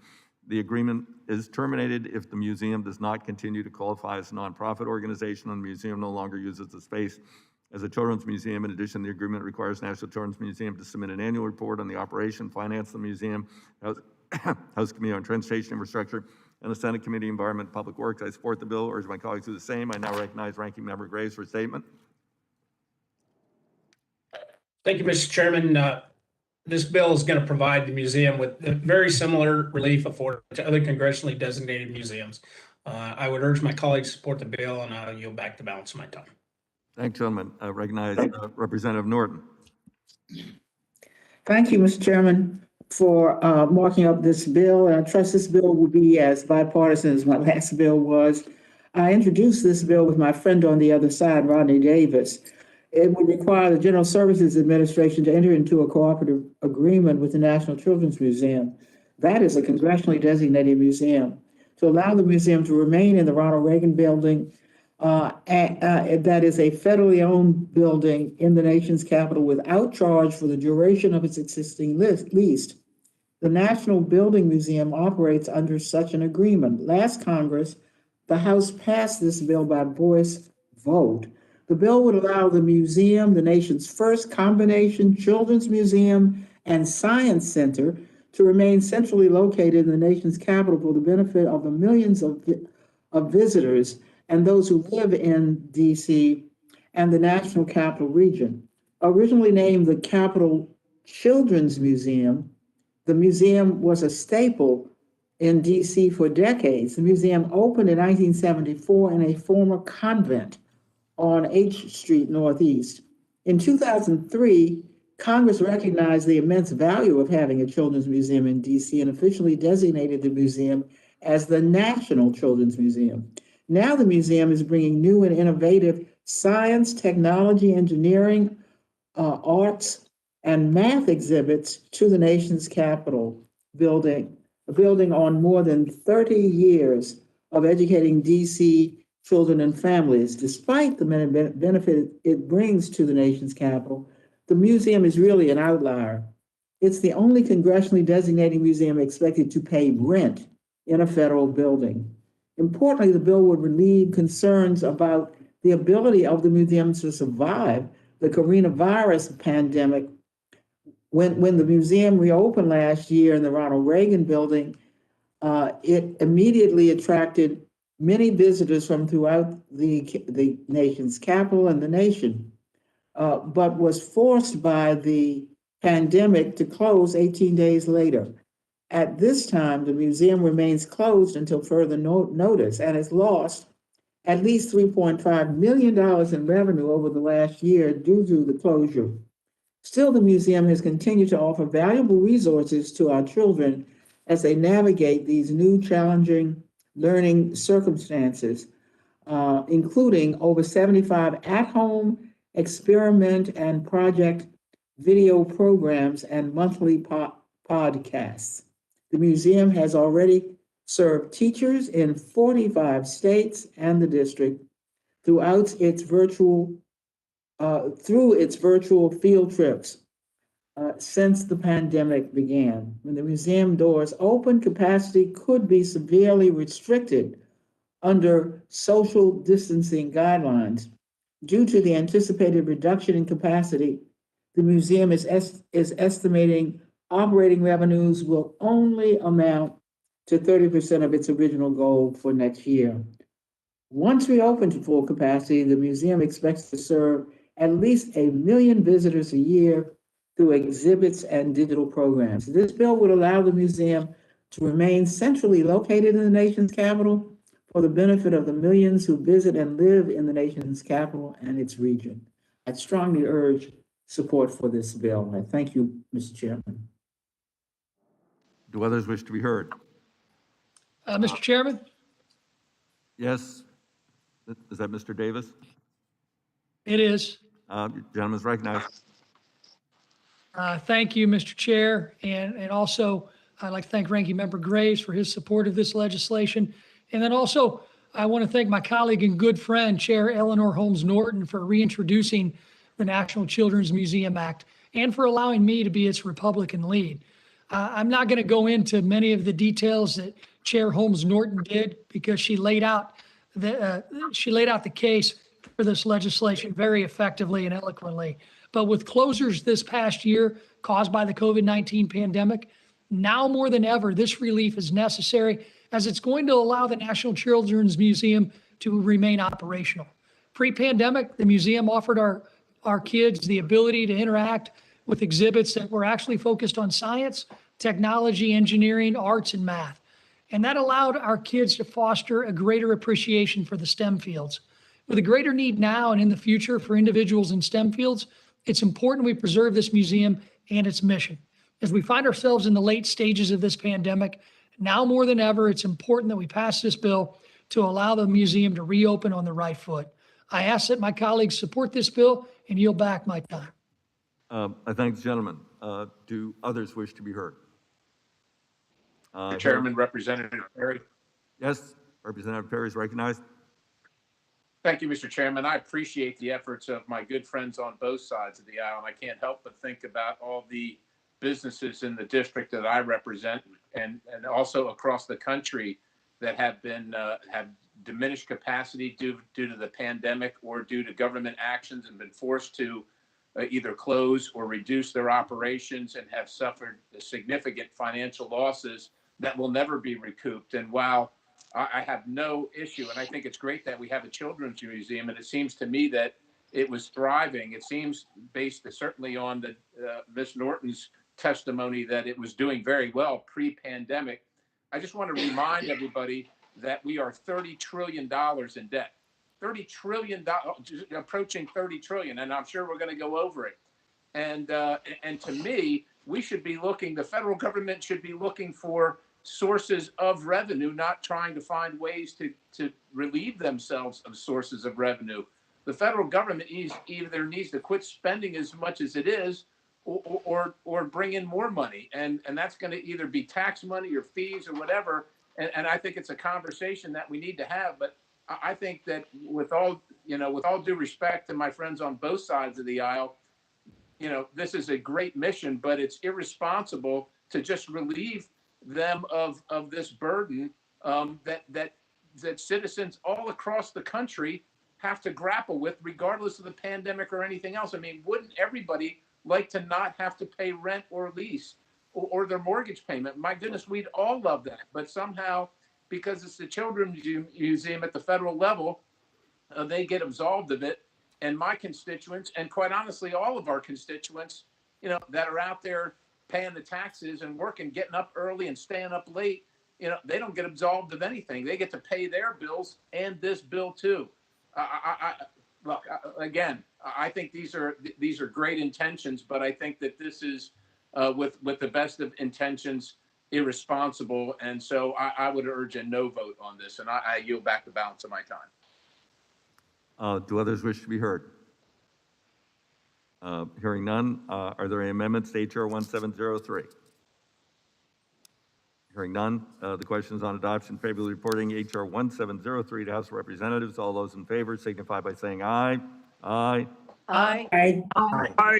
Aye. Those opposed signify by saying nay. No. The ayes have it.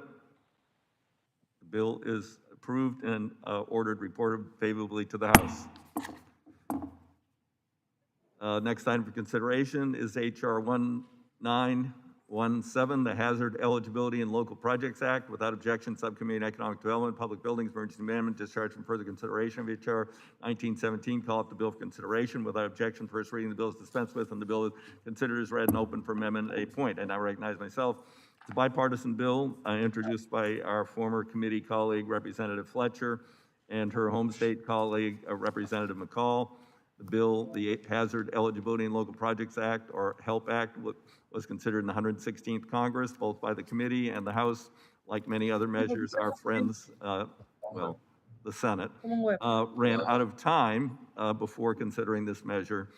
Despite a Senate companion, the bill is designed to unlock federal funds in a less burdensome way to advance mitigation projects, limited to land acquisition, simple construction projects that would otherwise be categorically, quiet please, categorically exempt from a NEPA review. We've heard for years about the ever-increasing benefit delivered by investments in mitigation. The Economic Development Subcommittee held a good hearing on this topic last week. FEMA's longest-running mitigation program, grant program, the Hazard Mitigation Program, HMGP, began in 1989. Since then, more than $5.2 billion have been obligated to HMGP projects, but due to various issues, more than $1 billion of these funds have gone unobligated and returned to FEMA. $1 billion in unspent hazard mitigation funds translates to a minimum of $4 billion in unrealized disaster recovery savings in the communities that were unable to advance these mitigation projects. The Transportation Infrastructure Committee has a long record of attempting to cut red tape at FEMA to quicken the pace of recoveries. This bill would do the same for beneficial hazard mitigation projects. As noted, an identical measure passed the House last Congress. We anticipate and hope that the Senate will be slightly more functional in this Congress and advance this measure. And I ask my colleagues to join me in supporting this effort. I now recognize Ranking Member Graves for a statement. Thank you, Mr. Chairman. This is bipartisan legislation. It's going to let communities recover from disasters more effectively, and even more importantly, they're going to be able to better prepare for the next disaster. You laid out the bill. Pretty well. So with that, I will say this is just a practical bill, and it's going to encourage more mitigation, speed up the recovery process. I urge my colleagues to support and the bill, and yield back the balance of my time. I thank gentlemen and now recognize Ranking Member Webster for his statement. Representative Webster. Thank you, Chair. It's critical that communities impacted by a disaster can recover smarter and faster. Unfortunately, federal aid can be slow and slow to arrive. While we've enacted reforms to speed up the process, such as those included in the Disaster Recovery Reform Act, there's still much to be done. HR 1917 would allow communities to commence otherwise eligible mitigation projects prior to the request for assistance. This will allow communities to select early on the best mitigation approach and begin these projects earlier to ensure a faster recovery. Last Congress worked together in a bipartisan manner to pass this legislation on the House floor, and I urge my colleagues to support this bill today. I yield back. I thank the gentleman. Do others wish to be heard?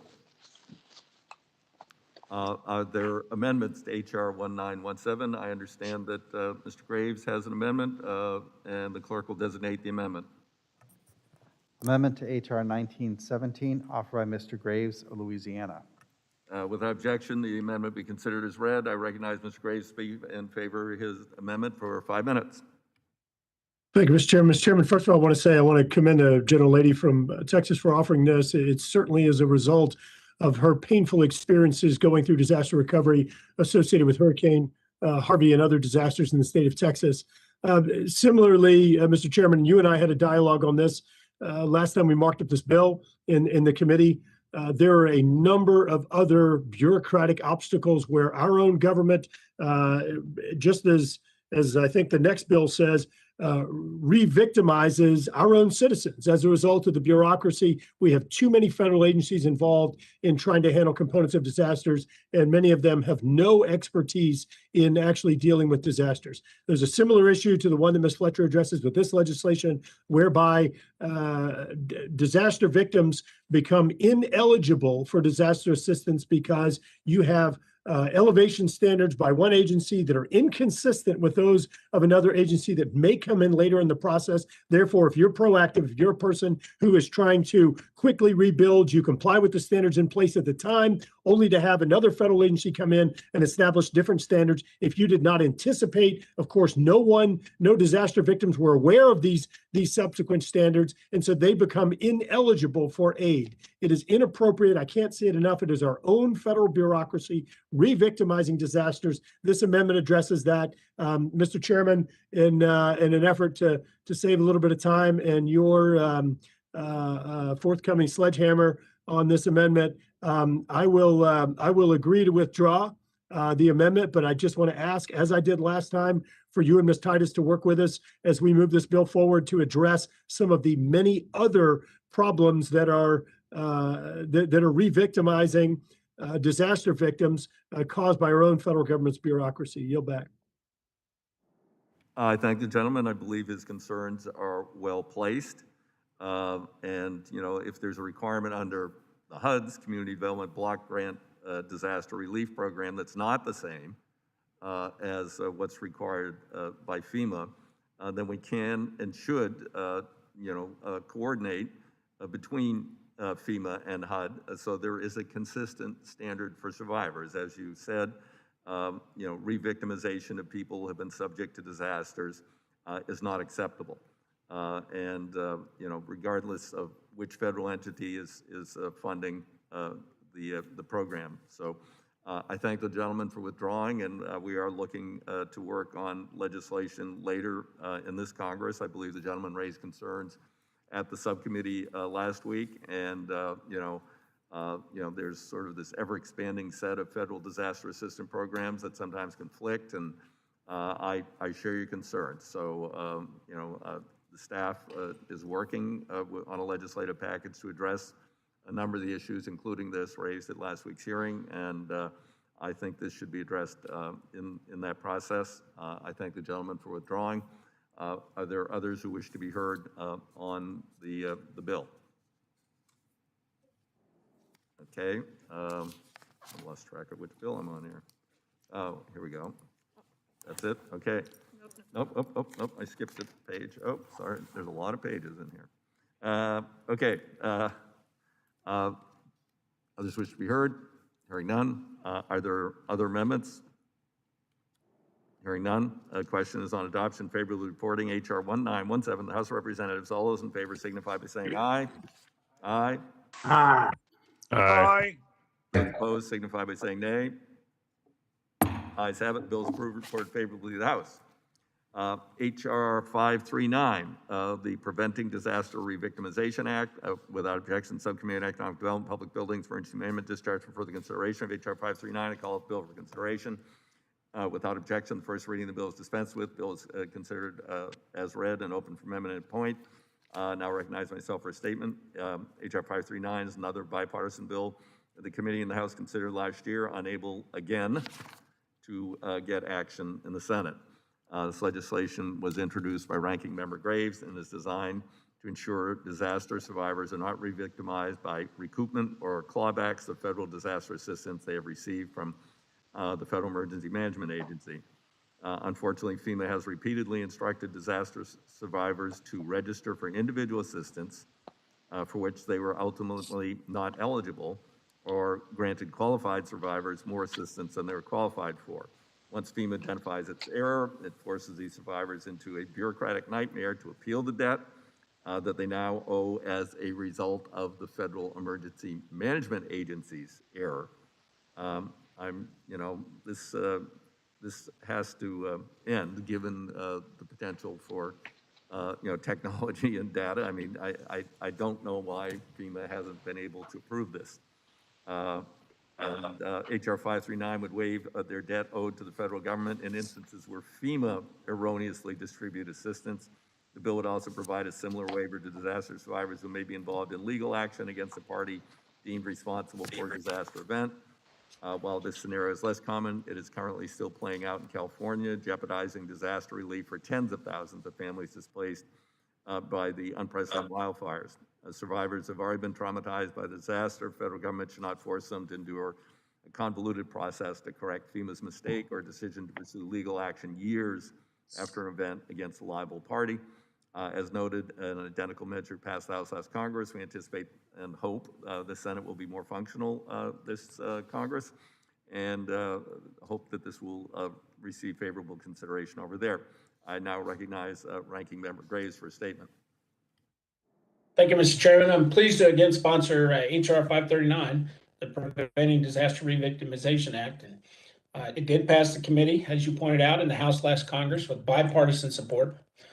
In the 2018 Disaster Recovery Act, Congress made the recovery process, we made it fairer and more equitable for communities. And this bill builds on those efforts by ensuring the funds that are spent by disaster victims aren't clawed back.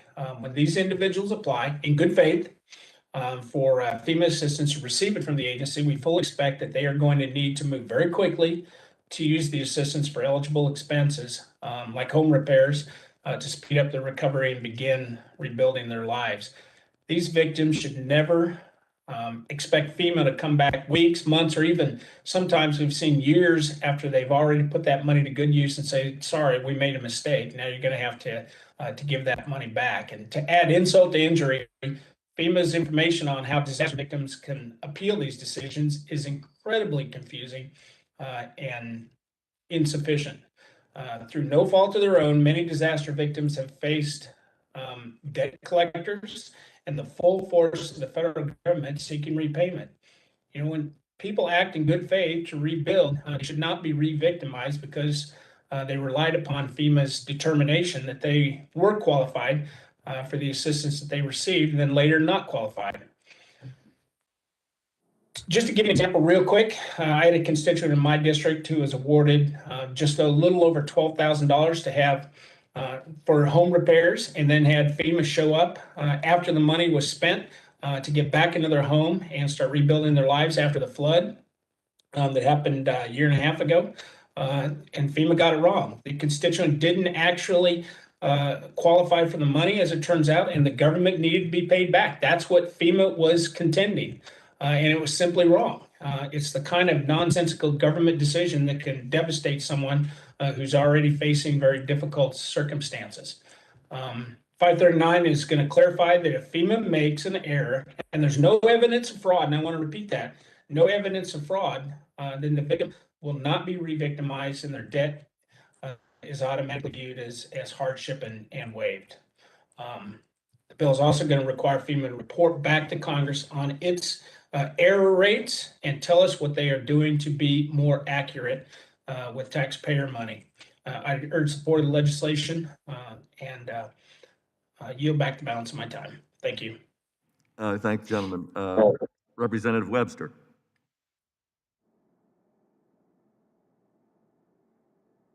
Thank you, Chair.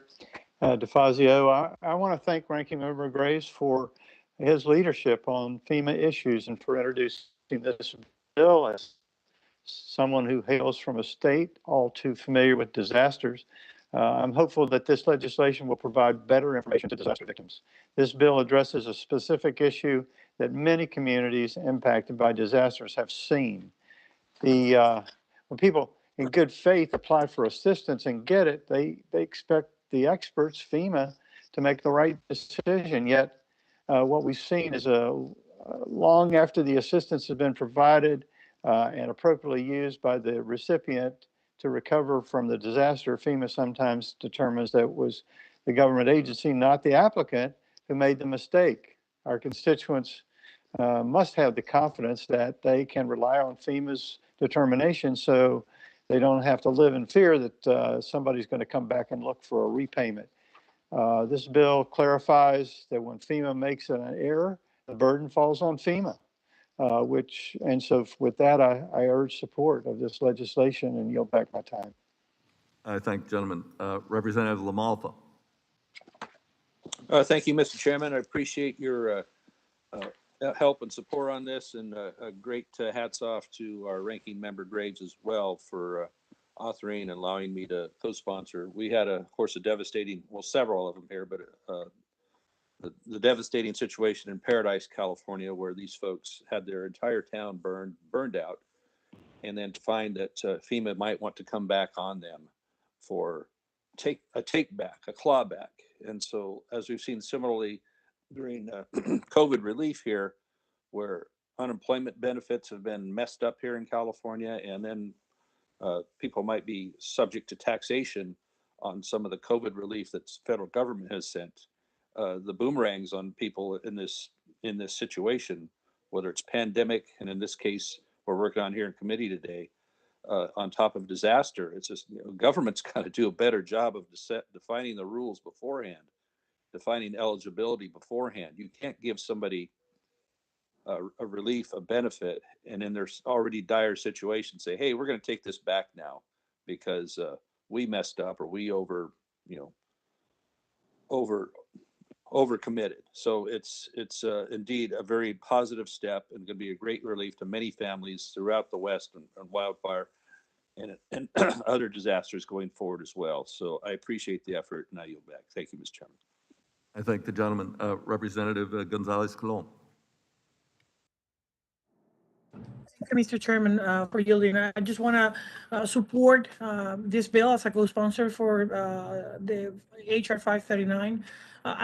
Having left the hurricanes in the island, the earthquakes last year, this bill is more important than ever.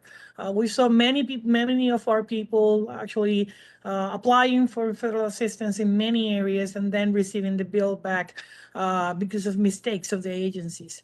And that's just adding and creating more situations to the people that are victims and then re-victimized after this situation.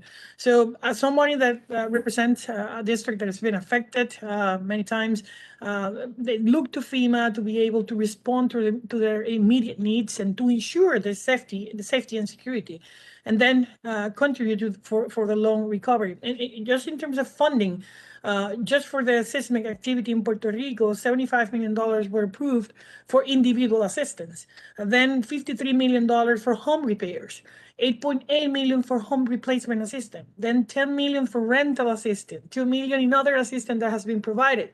All these fundings do not take into account more than $245 million in public assistance and $50 million in SBA funding for businesses, homeowners, and renters. Not taking into account $1.3 billion for FEMA for housing needs after the hurricanes on the island. And this funding that people apply for in temporary shelters, school gyms, and temporary facilities because of their homes and communities were destroyed. and their needs were immediate.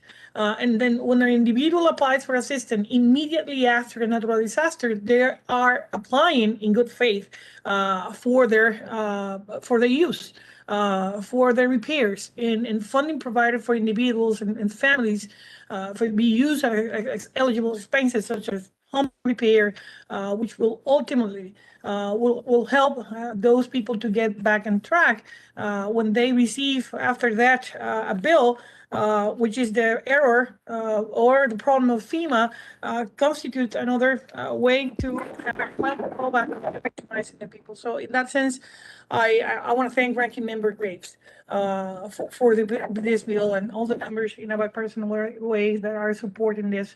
I think that the current process, the way it works, should begin promoting the agencies to be effective, to cut the red tape. And if there's an accounting error in FEMA, under the same current process, FEMA should be the one to penalize, not the people, not the they should be accountable for what they're doing. And that's the reason there's several other bills to try to promote that the 29 accounts that we have in 11 agencies, just for the fundings in disaster relief, can be accountable, can be public, and be transparent. So in that, I support the bill, and thank you, Chairman, for bringing other bills that are basically companion to this one, but this one will help a lot of people in Puerto Rico. I yield back. I thank the gentlelady. Do others wish to be heard?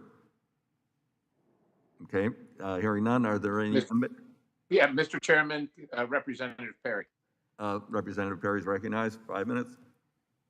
Thank you, Mr. Chairman. I am happy to report that, that this legislation includes requiring FEMA to report on their error rate. And while I certainly don't believe that citizens who applied in good faith, who played by the rules, should be penalized after the fact for FEMA's mistakes, which are rife and rampant. That having been said, in the last session, I introduced an amendment to this bill which would hold FEMA accountable. And that's what we're talking about here, not holding citizens accountable. Certainly fraud is another issue, but citizens that apply in good faith and trying to get their lives back together and playing by the rules shouldn't be held accountable. But mistakes at FEMA that are unacceptable just go on, continue to be rewarded. And I do lament that, when I offered that amendment, members of the committee kind of lost their minds on it. And while I think this is a step in the right direction, it doesn't go far enough, in my opinion. And I think we need to work diligently to have some accountability, some responsibility for the these mistakes that are made by a government agency, not holding citizens accountable for playing by the rules, but holding the bureaucracy accountable and having some real effect to that for their stark and out unbelievable failures. And so I hope that we will continue the discussion, Mr. Chairman. And I agree with everything that you said, everything the ranking member said, quite honestly, everything that everybody said along the way, but we have not gotten to accountability and responsibility at FEMA, and we ought to be darn willing to do that and stand up to make sure that these disaster dollars are spent wisely. Again, we're $30 trillion in debt, folks, and the buck has to stop somewhere. With that, Mr. Chairman, I yield the balance. Thank you, gentlemen. Others wish to be heard? Okay, hearing none. Are there amendments to HR 539? Hearing none. The question is on the adoption favorably reporting HR 539 to the House of Representatives. All those in favor signify by saying aye. Aye. Aye. Aye. Those opposed signify by nay. Ayes have it. Bill is approved. Reported favorably to the House. Next item for consideration is HR 1951, the increase in Federal Disaster Cost Share Act of 2021. Without objection, Subcommittee on Economic Development. You should send it to Lenny too. Hello, what? Excuse me. Someone isn't muted, Okay. I think. Anyway, I call up the bill for consideration. Without objection, first reading of the bill is dispensed with, and the bill is considered as read and open for amendment at any point. Recognize myself for a statement on HR 1951. Bipartisan bill to provide limited statutory relief to states, tribes, territories that received emergency or major disaster declarations during calendar year 2020. The relief is not a full waiver of the non-federal cost share, but an adjustment from the typical 75 to not less than 90% federal share. With the unprecedented COVID pandemic and ensuing Stafford Act declaration, state, local, tribal, and territorial governments across the nation were strained like never before, as they not only combated the pandemic, but also another record-setting series of disaster seasons. President Trump granted 72 non-COVID related emergency or major disaster declarations for floods, tornadoes, hurricanes, wildfires, like the one I watched, come down the Mackenzie Valley toward my home and devastated communities in my district and elsewhere in the West. The committee favorably considered this provision as part of my FEMA Assistance Relief Act last September. The House passed it in November. Again, it was not included in the December COVID relief package. While the Biden administration has taken administrative action to address most of the other pieces of my bill from last year, cost share adjustment for the non-COVID declarations remains outstanding. There's significant history of Congress providing limited statutory cost share relief, and this is similar to recent efforts. As I noted, an identical provision passed the House last Congress. I ask my colleagues to join me in supporting this bipartisan legislation. I now recognize Ranking Member Graves for a statement. Thank you, Mr. Chairman. This bill obviously adjusts the federal cost share for disasters declared in 2020, and I have a couple of concerns about this approach. I don't think it's something that we should always rely on, and I am a little concerned about the strain that we're putting on the disaster relief fund. But I also understand, and having talked to you, this is obviously going to help our states and communities as they continue to recover from these disasters. I do plan to support it, and with that, I would yield back the balance. Thank you. Thank you, gentlemen. Now recognize Subcommittee Ranking Member Webster for a statement. Oh, nope, sorry. He doesn't wish to be recognized at this point. Representative LaMalfa.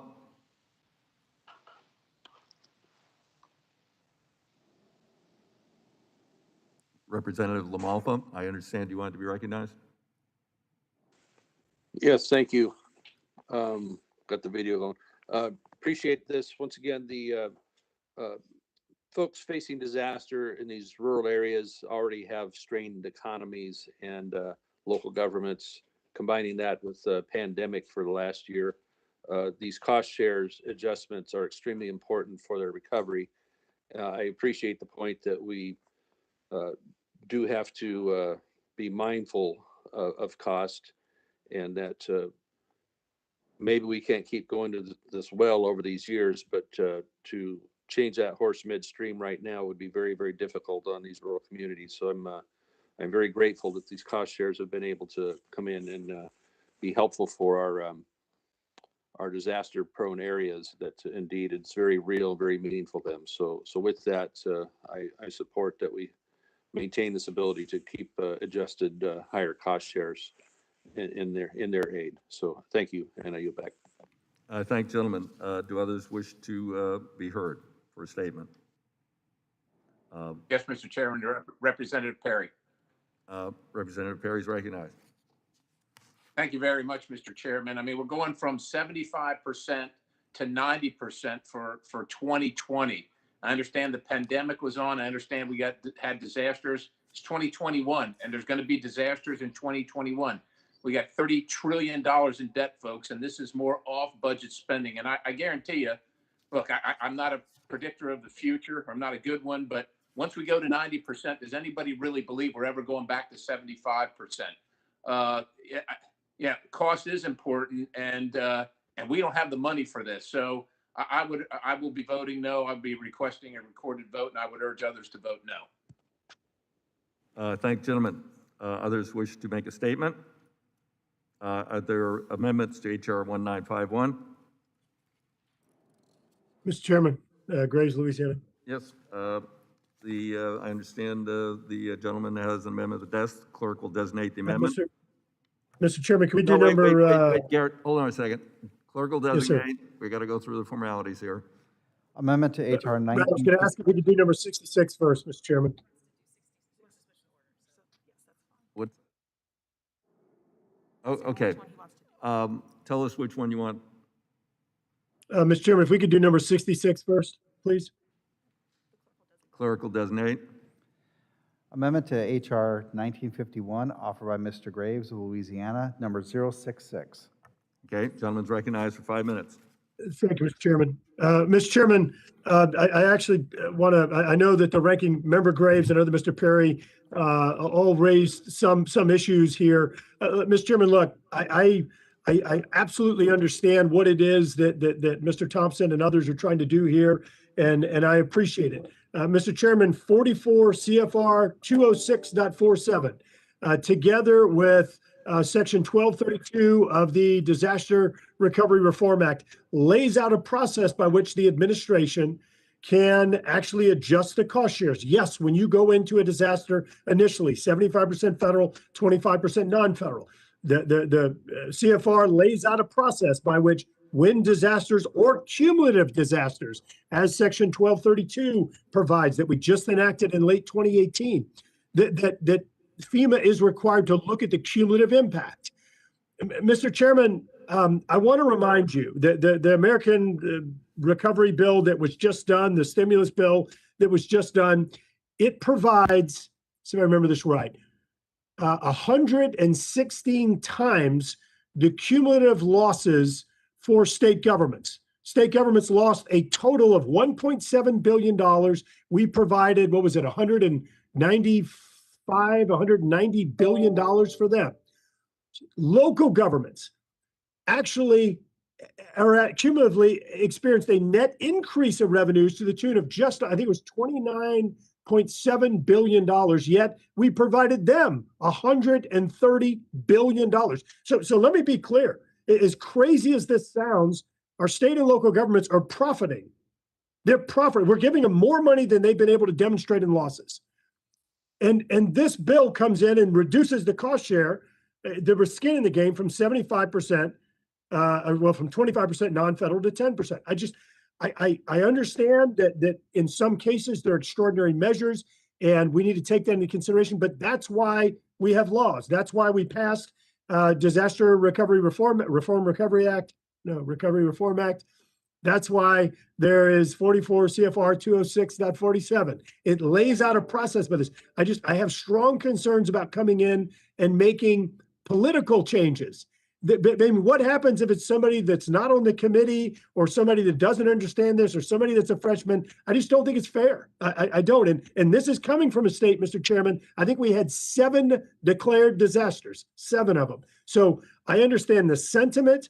I think that what we ought to do here, Mr. Chairman, and I would commit to working with you on this, what we ought to be doing is we ought to just develop, if we need to tweak the CFR, let's tweak it. If we need to tweak the law, let's tweak it. Let's establish a fair national standard, not one that rewards, that allows political rewards to be taken into consideration or allow folks with bigger political leverage to be able to win this and other folks not.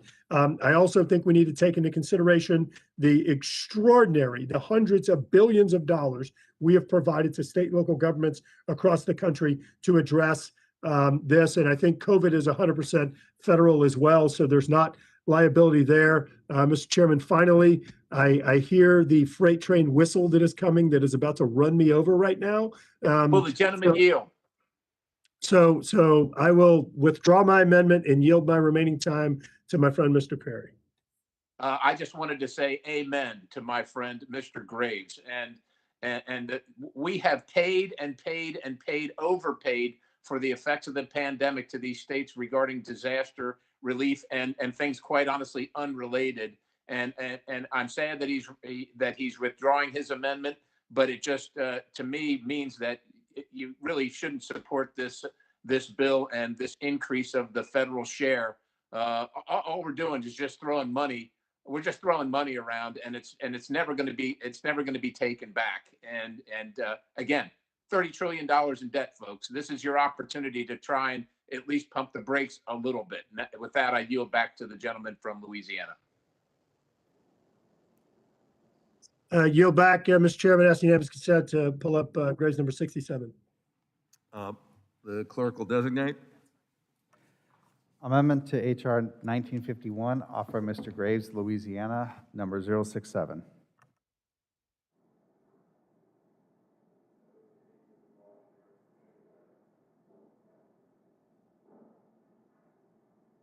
recognize Without- myself for 5 minutes. Without objection, the amendment will be considered as read. I recognize Mr. Graves to speak on his amendment for 5 minutes. Thank you, Madam Chair. Madam Chair, this amendment, what it does is it use all the same talking points I just used. This at least tries to somewhat contain the application of the politically manipulated 90% cost share by limiting it only to major disasters, as opposed to all disaster declarations across the United States. I think it is a step in the right direction. I want to thank folks for working with us on this text. I want to thank the chairman and the staff for taking a look and working with us on this. So I'll say it again. While the base text, what it does is it applies every disaster, 90%, every disaster, 90% cost share at the federal level. What this would do is it would only apply to major disasters. So with that, I urge adoption of the amendment, and I yield back.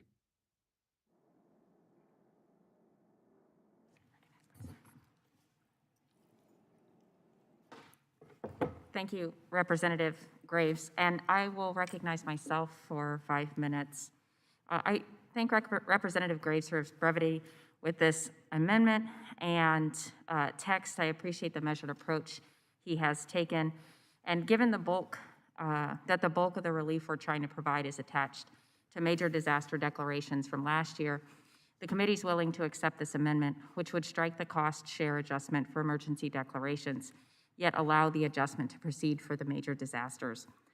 As has been noted already, so many of the states and districts we represent were hammered by decreased tax revenue exactly as they needed to provide an unprecedented number of services to fight the pandemic. And any relief we can provide is welcome. Thanks again to the gentleman from Louisiana. Do any other members wish to be recognized to speak?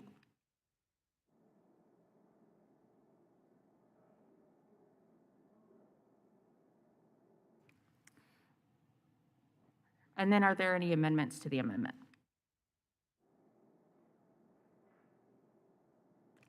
Seeing none, the question is on the amendment. All those in favor signify by saying aye.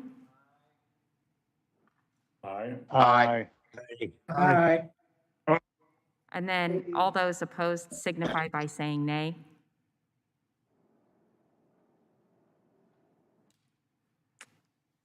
The ayes have it. The amendment is agreed to.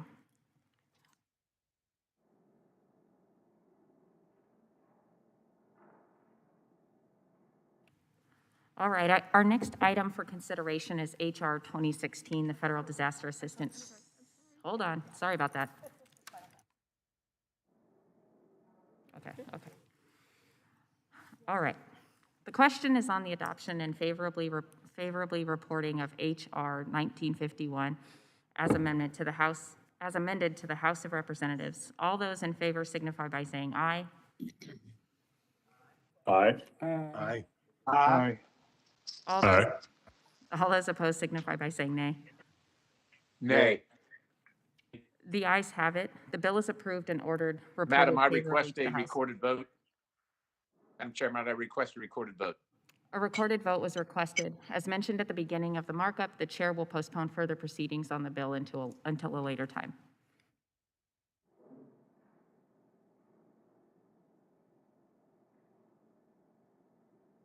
I think we're all adjusting to life with the masks here. All right, our next item for consideration is HR 2016, the Federal Disaster Assistance Coordination Act. Without objection, the Subcommittee on Economic Development, Public Buildings, and Emergency Management is discharged from further consideration of HR 2016, and I call the bill up for consideration. Without objection, the first reading of the bill is dispensed with, and the bill is considered as read and open for amendment at any point. I now recognize myself for a statement on HR 2016. HR 2016 is a bill introduced by Representative Gonzalez-Colon to streamline post-disaster information collection for various types of federal disaster assistance. An identical bill was passed by this committee and the full House last Congress. The bill amends the Disaster Recovery Reform Act to help federal agencies consolidate information collection and preliminary damage assessments following disasters. After disaster strikes, Americans don't have time to wait for bureaucracy. In current practice, however, too many barriers stand between emergency response and Americans in crisis. Federal recovery assistance following major disasters can be hampered by inefficient information collection and assessments conducted by multiple agencies. It's 2021, and we can and should be doing this in a smarter way. This bill creates FEMA-led working groups to identify duplicative assessments and propose their elimination. Further, this bill streamlines federal disaster recovery efforts by concluding that a single agency is sufficient to conduct damage assessments to account for the needs of disaster victims. As I noted, an identical measure passed the House last Congress. We understand that our counterparts in the Senate may be more amenable to advancing this measure this Congress, and I ask my colleagues to join me in supporting this effort. I now recognize Ranking Member Graves for a statement. Thank you, Madam Chair. I want to thank Ms. Gonzalez-Colon for her leadership on this piece of legislation. Reducing duplication and streamlining that damage assessment process is going to go a long ways to speed up recovery efforts. And I've dealt with this in my own district on many occasions, and I think it's critical to ensure that these agencies are working together and leveraging the new technology that we have as they assess damage after a disaster. So I would urge my support of this legislation and yield back the balance of my time. The gentleman yields back. I now recognize Subcommittee Ranking Member Webster for a statement.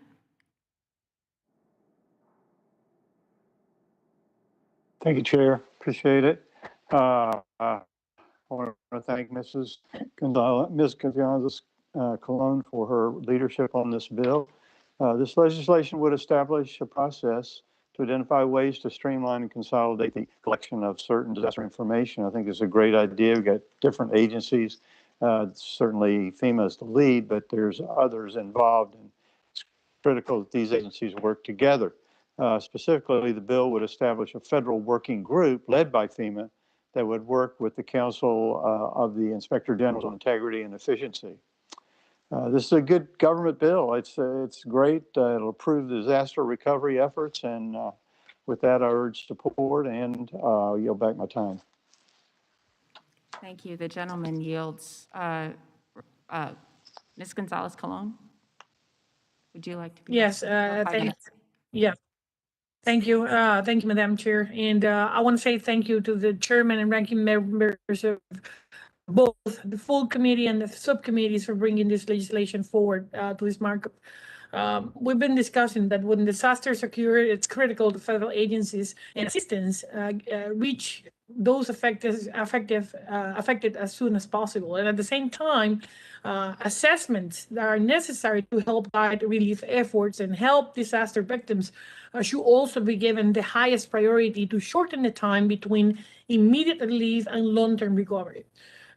Currently, multiple federal agencies conduct disaster assessments due to the broad coalition of federal agencies that have to have a hand in the disaster recovery, which often requires multiple duplicative preliminary damages assessment that causes delays after delay in relief and recovery efforts. And I will give you one example.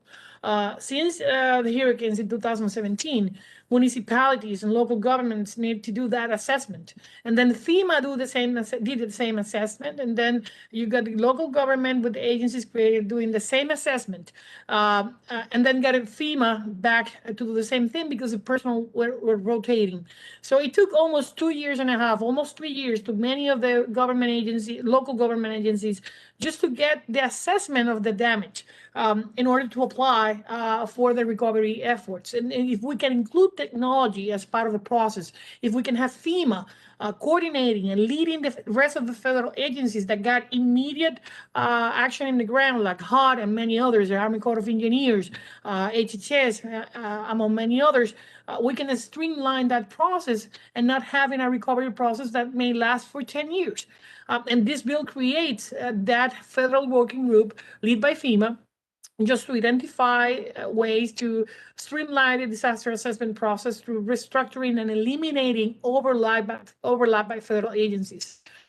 the ongoing seismic activity on the island, and I do know, I mean, the flood, the wildfires, and many others that are applying in the nation should be having the same problems. So if after a federal agency will require the same information in the preliminary assessment. However, there was not a process to share the assessment more broadly between agency and agency. So you got people and even local governments submitting the same data to each federal agency without them communicating among themselves. And this ultimately causes delays during the immediate relief and prolonged recovery. We do have more than 70,000 assessments in the aftermath of the hurricanes in 2018. And then in 2020, FEMA finally decided to start consolidating these assessments just to speed up the projects and the delivery process. Many of the assessments were small, often one part of a larger project, which was continuously slowed the recovery process. And this bill will not only save taxpayers' dollars by reducing the amount of time spent conducting and reviewing assessments from each federal agency, but will better expedite relief and recovery efforts to the victims. So I want to say thank you to Representative Scott Spear from California for being the lead Democrat on this legislation, and of course the chairman and the ranking member of both full committee and subcommittee for sponsoring this bill in terms of bringing that today to this markup. I think this is another great example that good legislation created in a bipartisan manner that people from across the country will benefit from. It should be the way of leading that effort. And again, I think this will make FEMA to try to streamline, to use even technology and like drones and many others to collect the data that are not being used right now. With that, I just I want to say to my colleagues, please support this bill, and I yield back to the chairwoman. Thank you, Ms. Gonzalez-Colon. And do any other members wish to be recognized for statements on this bill? Are there any amendments to HR 2016? The question is now on the adoption and favorably reporting of HR 2016 to the House of Representatives. All those in favor signify by saying aye. Aye. Yay. Aye. Aye. All those opposed signify by saying nay. The ayes have it. The bill is approved and ordered reported favorably to the House.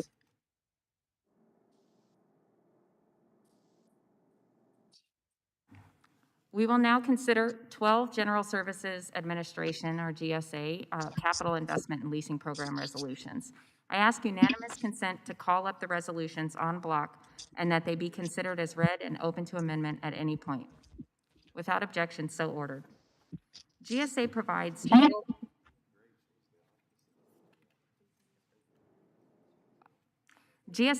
real property services to any federal agency that lacks the authority to do so itself. Prior to seeking appropriations, GSA is required to obtain authorization from this committee and the Senate Committee on Environment and Public Works for leasing, construction, and alteration activities that exceed a certain annual dollar amount. In fiscal year 2020, the threshold for congressional authorization was $3.095 million for leased space. GSA requests congressional authorization by submitting a prospectus which provides detailed information about the project, including the geographic location, square footage, cost, and general description of the premises. Today, we are considering the authorization of 12 prospectuses for leasing activities in New York, Kentucky, Virginia, the District of Columbia, Indiana, Colorado, Arizona, Virginia, California, and Hawaii. In the districts of our T&I colleagues, Congresswoman Norton and Representatives Brown, Cahaly, Macy, Carson, and Stanton. These leasing resolutions illustrate GSA's focus on securing longer-term leases, shrinking agency footprints, and spending less taxpayer dollars on rent. I support all GSA resolutions before us today and encourage my colleagues to do the same. I now recognize Ranking Member Graves for a statement. Thank you, Madam Chair. Today, we're obviously considering 12 GSA lease resolutions. These leases include savings of more than $500 million for the taxpayers through reductions in rental rates and space. I would urge adoption on all these resolutions, and yield back the balance of my time. Thank you, Ranking Member Graves. And I'll now recognize Subcommittee Ranking Member Webster for a statement. Thank you, Chair. I want to thank Subcommittee Chair Titus for working with us on these resolutions. These types of resolutions make up a part of the bread and butter of our committee, and I hope this Congress we will consider and pass GSA resolutions expeditiously to ensure our federal partners can plan and get the best savings for the taxpayers. A number of these leases represent substantial reductions in space, which will realize significant savings over the lease's terms. I urge my colleagues to support these resolutions and yield back my time. Thank you, Mr. Webster. Also, apologies, Rep. Massey, for saying your name wrong. And then the chair will now recognize Mr. Kahale for 5 minutes. Thank you, Madam Chair. I'll just be very brief in support of the Department of Veterans Affairs GSA that's on lease that's on this agenda. Colleagues, this item on the agenda is going to help 89,000 veterans on the island of Oahu through the Advanced Leeward Outpatient Healthcare Access Project, otherwise known as the Aloha Project. And so I just want to thank you for your support. This is going to help veterans, bottom line, that currently are overstaffed at the Sparky Matsunaga Veterans Center at Tripler Army Medical Center on Oahu. This has been a long time project for the delegation, and I just thank you for your support. Mahalo, Madam Chair, and I yield back my time. Thank you. The gentleman yields back. Do any other members wish to be recognized for statements? Are there any amendments to the en bloc resolutions? The question is now on the adoption of the 12 GSA resolutions en bloc. All those in favor signify by saying aye. Aye. Aye. Aye. All those Aye. opposed signify by saying nay. The ayes have it. The 12 resolutions are approved.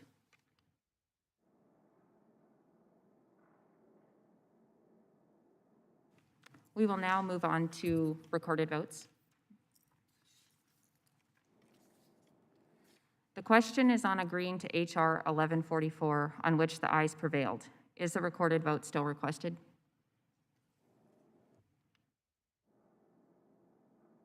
There you go. The clerk will call the roll. Eyes on everything. Mr. DeFazio. Mr. Graves, Missouri. Mr. Graves, Missouri votes aye. Mr. Graves of Missouri votes aye. Ms. Norton. Ms. Norton votes aye. Ms. Norton votes aye. Mr. Young. Ms. Johnson of Texas. Johnson votes aye.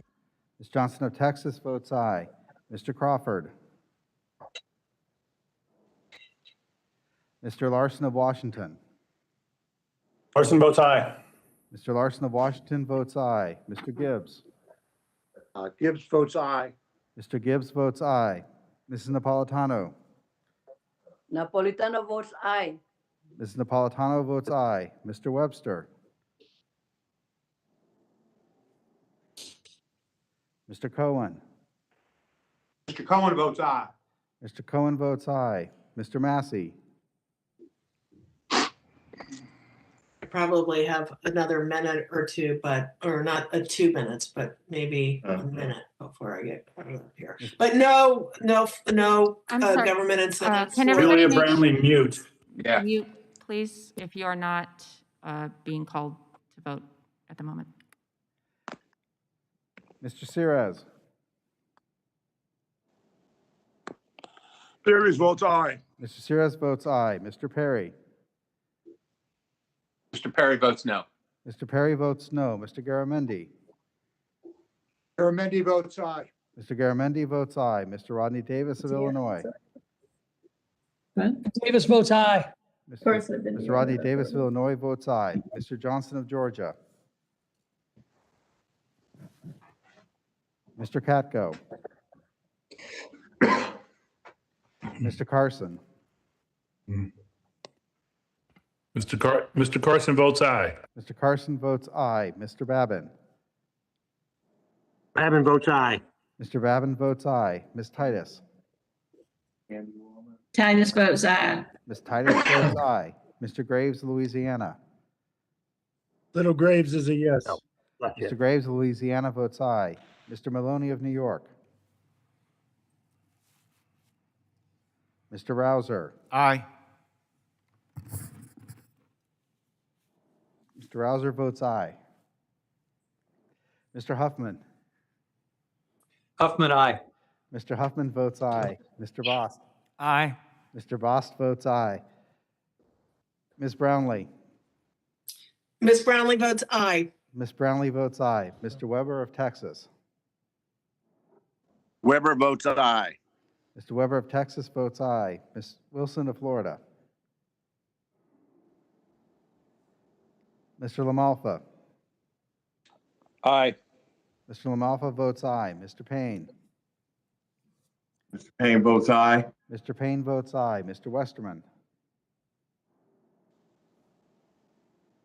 Westerman votes aye. Mr. Westman votes aye. Mr. Lowenthal. Lowenthal votes aye. Mr. Lowenthal votes aye. Mr. Mast.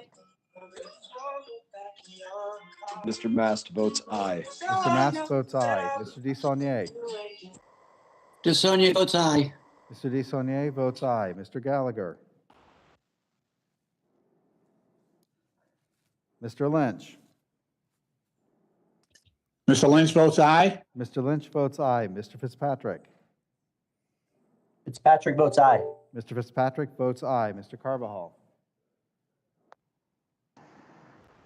Ms. Gonzalez-Colon. Aye. Gonzalez Colon, aye. Ms. Gonzalez-Colon votes aye. Mr. Brown. Mr. Brown votes aye. Mr. Brown votes aye. Mr. Balderson. Mr. Malinowski. Mr. Stauber. Mr. Stanton. Stanton votes aye. Mr. Stanton votes aye. Mr. Burchett. Mr. Allred. Burchett votes no. Mr. Burchett votes no. Mr. Allred. Allred votes aye. Mr. Allred votes aye. Mr. Johnson of South Dakota. Johnson votes aye. Mr. Johnson of South Dakota votes aye. Ms. Davids of Kansas. Davids votes aye. Ms. Davids of Kansas votes aye. Mr. Van Drew. Mr. Garcia of Illinois. Garcia votes aye. Mr. Garcia of Illinois votes aye. Mr. Guest. Mr. Delgado. Delgado votes aye. Mr. Delgado votes aye. Mr. Nails. Mr. Pappas. Pappas votes aye. Yeah. Pappas votes aye. Congressman Nails votes yes. Could the gentleman repeat? Congressman Nails votes yes. Mr. Nails votes aye. Ms. Mace. Mr. Van Drew votes aye. Ms. Mace votes aye. Mr. Lamb. Mr. Lamb votes yes. Mr. Lamb votes aye. Ms. Maliotakis. Maliotakis, yes. Ms. Maliotakis votes aye. Mr. Moulton. Ms. Van Duyn. Mr. Van Drew votes aye. Mr. Van Drew votes aye. Ms. Van Duyn. Van Dyne. Sorry. Mr. Auchincloss. Auchincloss votes aye.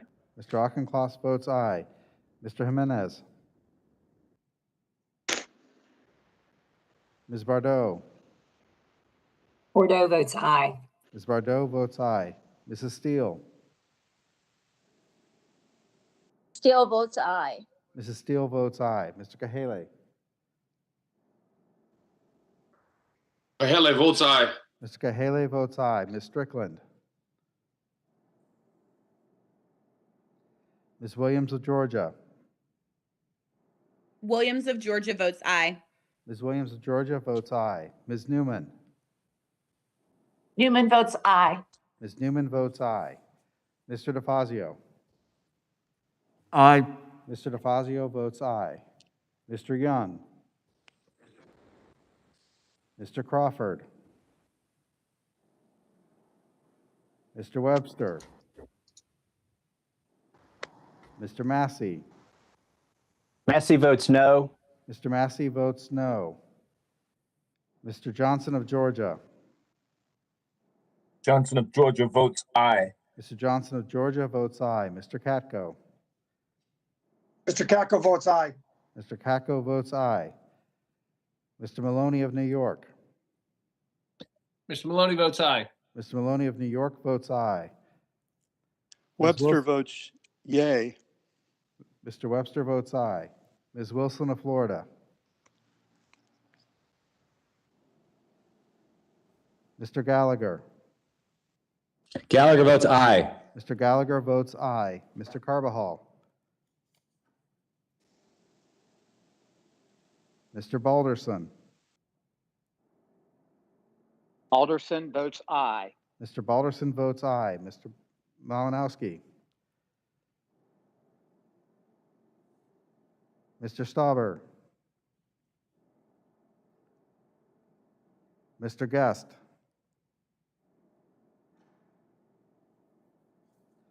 Mr. Moulton. Ms. Van Dyne. Mr. Jimenez. Ms. Strickland.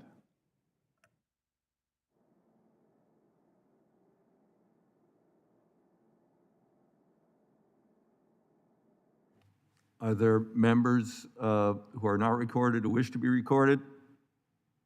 I want to make sure that you have Congresswoman Mace as aye recorded. Ms. Mace is already recorded as aye.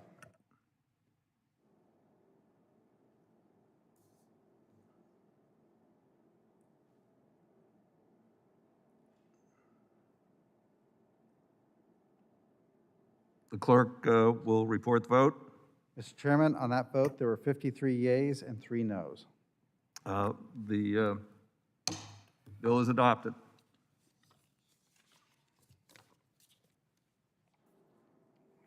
The question is on agreeing to H.R. 587, on which the ayes prevailed. Is a recorded vote still requested? Yes, the recorded vote's requested. Clerk will call the roll. Mr. DeFazio. Aye. Mr. DeFazio votes aye. Mr. Graves of Missouri. Graves of Missouri votes aye. Mr. Graves of Missouri votes aye. Ms. Norton. Ms. Norton votes aye. Ms. Norton votes aye. Mr. Young. Ms. Johnson of Texas. Johnson of Texas votes aye. Ms. Johnson of Texas votes aye. Mr. Crawford. Mr. Larson of Washington. Larson votes aye. Mr. Larson of Washington votes aye. Mr. Gibbs. Gibbs votes no. Mr. Gibbs votes no. Mrs. Napolitano. Napolitano votes aye. Mrs. Napolitano votes aye. Mr. Webster. Webster votes yay. Mr. Webster votes aye. Mr. Cohen. Cohen votes aye. Mr. Cohen votes aye. Mr. Massey. Aye. Mr. Massey votes aye. Mr. Sires. Mr. Series votes aye. Mr. Sires votes aye. Mr. Perry. Mr. Perry votes no. Mr. Perry votes no. Mr. Garamendi. Garamendi votes aye. Mr. Garamendi votes aye. Mr. Rodney Davis of Illinois. Davis from Illinois votes aye. Mr. Rodney Davis of Illinois votes aye. Mr. Johnson of Georgia. Johnson of Georgia votes aye. Mr. Johnson of Georgia votes aye. Mr. Katko. Mr. Katko votes aye. Mr. Katko votes aye. Mr. Carson. Mr. Carson votes aye. Mr. Carson votes aye. Mr. Babin. Babin, aye. Mr. Babin votes aye. Ms. Titus. Titus votes aye. Ms. Titus votes aye. Mr. Graves, Louisiana. Graves, yes. Mr. Graves, Louisiana votes aye. Mr. Maloney of New York. Mr. Maloney votes aye. Mr. Maloney of New York votes aye. Mr. Rouser. Aye. Mr. Rouser votes aye. Mr. Huffman. Huffman, aye. Mr. Huffman votes aye. Mr. Bost. Aye. Mr. Bost votes aye. Ms. Brownlee. Ms. Brownlee votes aye. Ms. Brownlee votes aye. Mr. Weber of Texas. Weber votes aye. Mr. Weber of Texas votes aye. Ms. Wilson of Florida. Mr. LaMalfa. Aye. Mr. LaMalfa votes aye. Mr. Payne. Aye. Mr. Payne votes aye. Mr. Westerman. Westerman, aye. Mr. Westerman votes aye. Mr. Lowenthal. Mr. Lowenthal votes aye. Mr. Lowenthal votes aye. Mr. Mast. Mr. Mast votes aye. Mr. Mast votes aye. Mr. DeSaulnier. Sonnier, aye. Mr. DeSaulnier votes aye. Mr. Gallagher. Mr. Lynch. Mr. Lynch votes aye. Mr. Lynch votes aye. Mr. Fitzpatrick. Mr. Carbajal. Ms. Gonzalez-Colon. Ms. Gonzalez votes aye. Ms. Gonzalez-Colon votes aye. Mr. Brown. Mr. Brown votes aye. Mr. Brown votes aye. Mr. Balderson. Mr. Malinowski.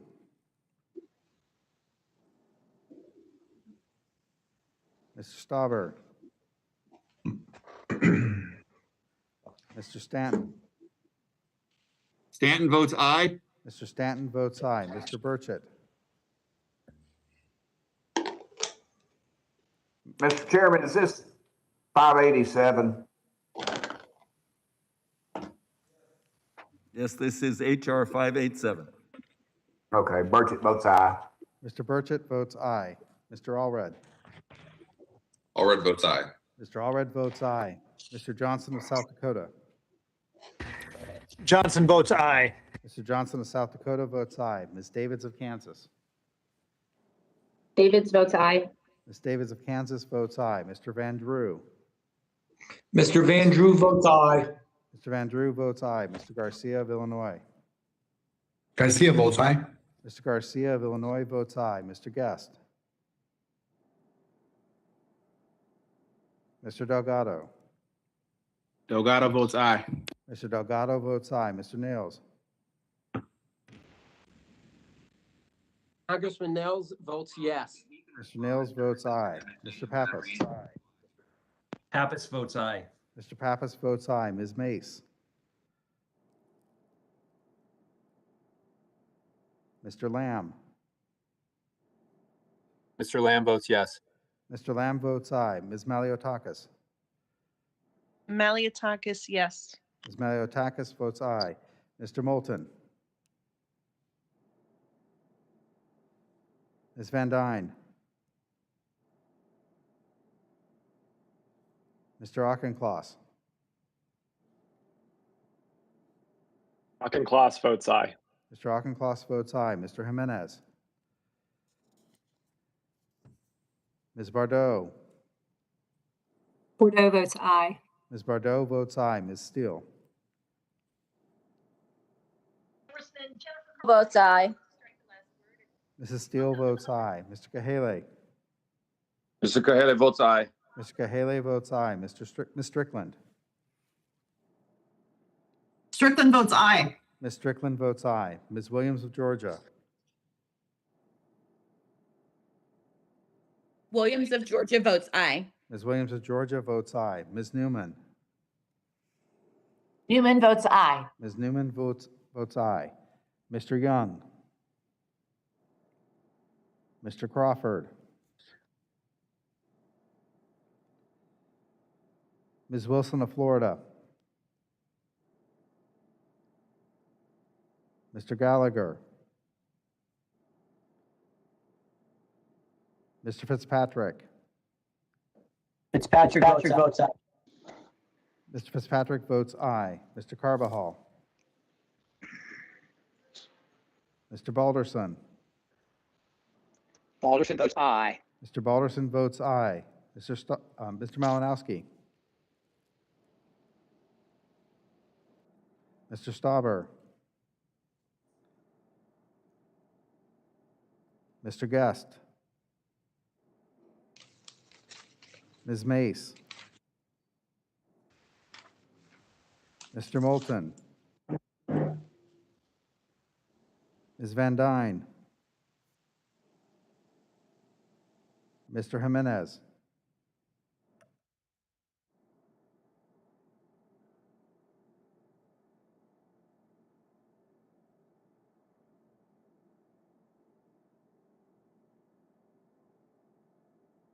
Are there members who wish to be recorded who aren't recorded?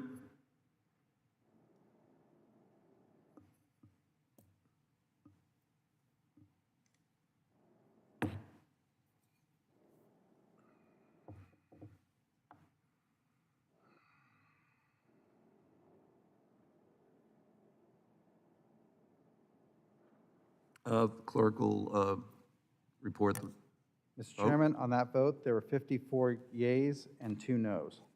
The bill is passed. The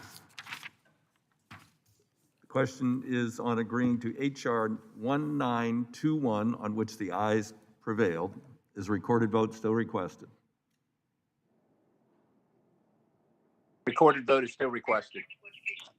Clerk will call the roll. Mr. DeFazio. Aye. Mr. DeFazio votes aye. Mr. Graves of Missouri. Mr. Graves of Missouri votes aye. Mr. Graves of Missouri votes aye. Ms. Norton. Ms. Norton votes aye. Ms. Norton votes aye. Mr. Young. Ms. Johnson of Texas. Mr. Crawford. Mr. Larson of Washington. Larson votes aye. Mr. Larson of Washington votes aye. Mr. Gibbs. Votes aye. Mr. Gibbs votes aye. Mrs. Napolitano. Napolitano votes aye. Mrs. Napolitano votes aye. Mr. Webster. Webster votes yay. Mr. Webster votes aye. Mr. Cohen. Mr. Cohen votes yea. Mr. Cohen votes aye. Mr. Massey. Massey votes no. Mr. Massey votes no. Mr. Sires.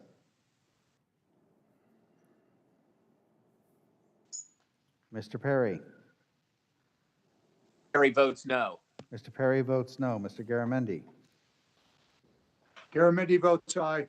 Mr. Garamendi votes aye. Mr. Rodney Davis of Illinois.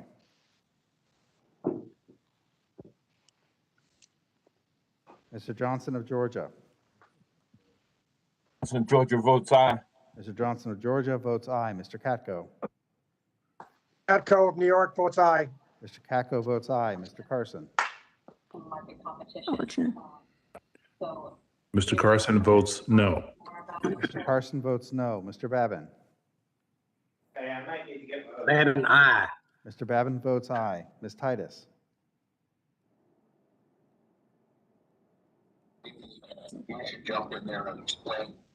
Do it one more time. Titus votes aye. Ms. Titus votes aye. Mr. Graves of Louisiana. Graves, yes. Mr. Graves of Louisiana votes aye. Mr. Maloney of New York. Mr. Maloney votes aye. Mr. Maloney of New York votes aye. Mr. Rouser. Aye. Mr. Rouser votes aye. Mr. Huffman. Huffman, aye. Mr. Huffman votes aye. Mr. Bost. Aye. Mr. Bost votes aye. Ms. Brownlee. Ms. Brownlee votes aye. Ms. Brownlee votes aye. Mr. Weber of Texas. Ms. Wilson of Florida. Weber votes yes. Mr. Weber of Texas votes aye. Mr. LaMalfa. LaMalfa, aye. Mr. LaMalfa votes aye. Mr. Payne. Mr. Payne votes aye. Mr. Payne votes aye. Mr. Westerman. Westerman, aye. Mr. Westerman votes aye. Mr. Lowenthal.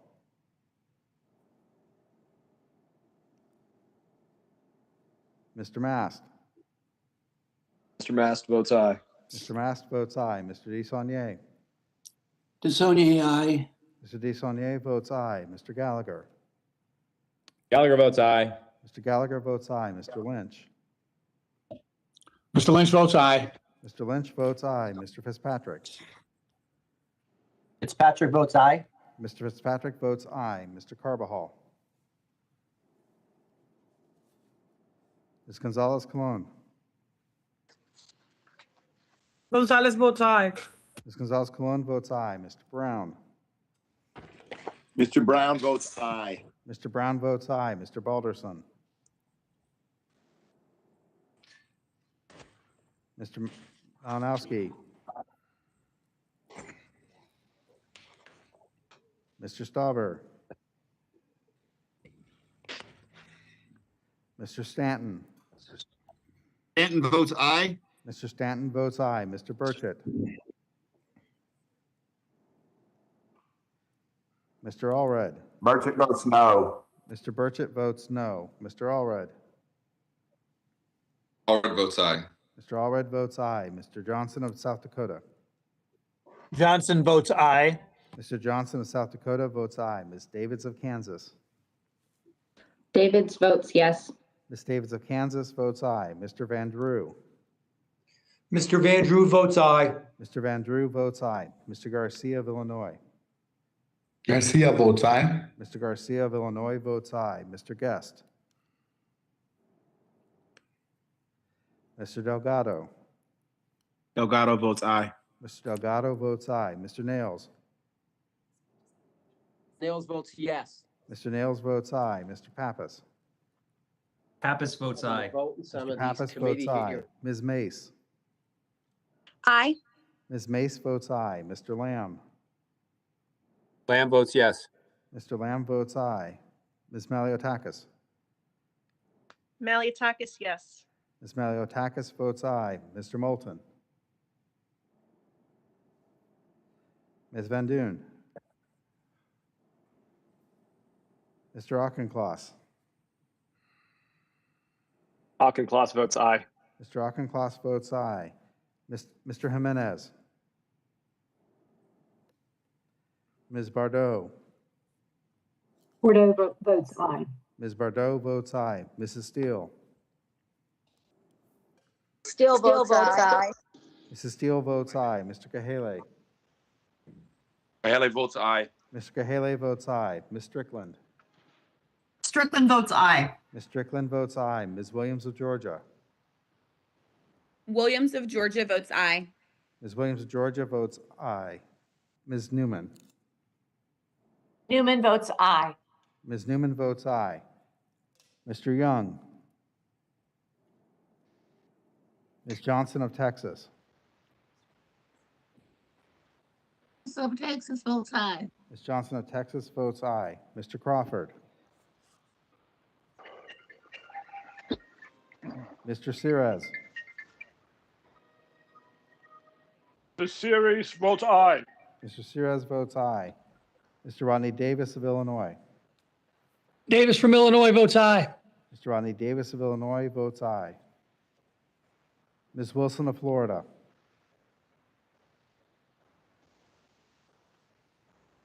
Mr. Carbajal. Mr. Balderson. Alderson from Ohio votes aye. Mr. Balderson votes aye. Mr. Malinowski. Mr. Stauber. Mr. Guest. Mr. Moulton. Ms. Van Duyn.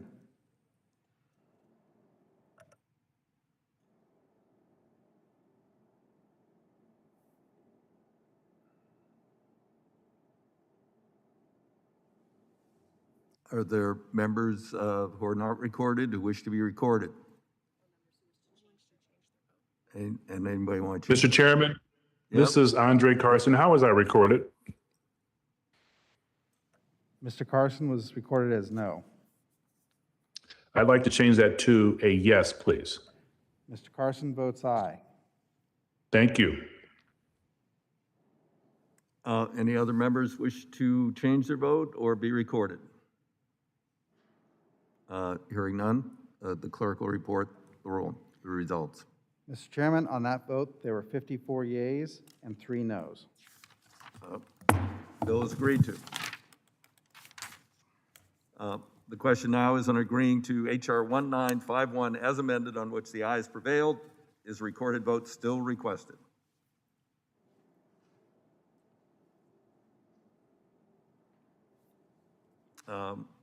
Hearing none. Recorded vote is still requested. Okay, you did be a little quicker next time, okay? The clerk will call the roll. Mr. DeFazio. Aye. Mr. DeFazio votes aye. Mr. Graves of Missouri. Graves of Missouri votes aye. Mr. Graves of Missouri votes aye. Ms. Norton. Ms. Norton votes aye. Ms. Norton votes aye. Mr. Young. Ms. Johnson of Texas. Johnson of Texas votes aye. Ms. Johnson of Texas votes aye. Mr. Crawford. Mr. Larson of Washington. Larson votes aye. Mr. Larson of Washington votes aye. Mr. Gibbs. Gibbs votes no. Mr. Gibbs votes no. Mrs. Napolitano. Napolitano votes aye. Mrs. Napolitano votes aye. Mr. Webster. Webster votes yay. Mr. Webster votes aye. Mr. Cohen. Mr. Massey. Massey votes nay. Mr. Massey votes no. Mr. Cirez. The series votes yes. Mr. Cirez votes aye. Mr. Perry. Mr. Perry votes no. Mr. Perry votes no. Mr. Garamendi. Garamendi votes aye. Mr. Garamendi votes aye. Mr. Rodney Davis of Illinois.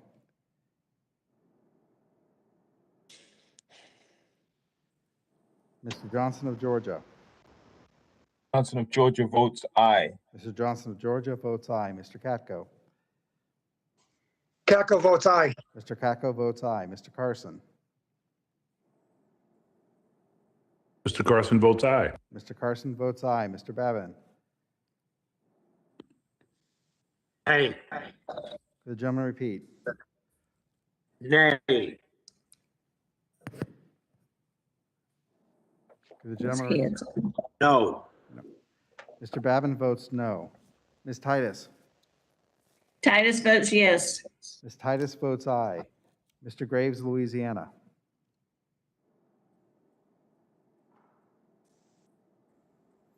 Mr. Maloney of New York. Mr. Maloney votes aye. Mr. Maloney of New York votes aye. Mr. Rouser. Aye. Mr. Rouser votes aye. Mr. Huffman. Huffman, aye. Mr. Huffman votes aye. Mr. Bost. Aye. Mr. Bost votes aye. Ms. Brownlee. Ms. Brownlee votes aye. Ms. Brownlee votes aye. Mr. Weber of Texas. Weber votes no. Mr. Weber of Texas votes no. Ms. Wilson of Florida. Mr. LaMalfa. Lamalfa, aye. Ms. LaMalfa votes aye. Mr. Payne. Mr. Payne votes aye. Mr. Payne votes aye. Mr. Westerman. Westerman, no. Mr. Westerman votes no. Mr. Lowenthal.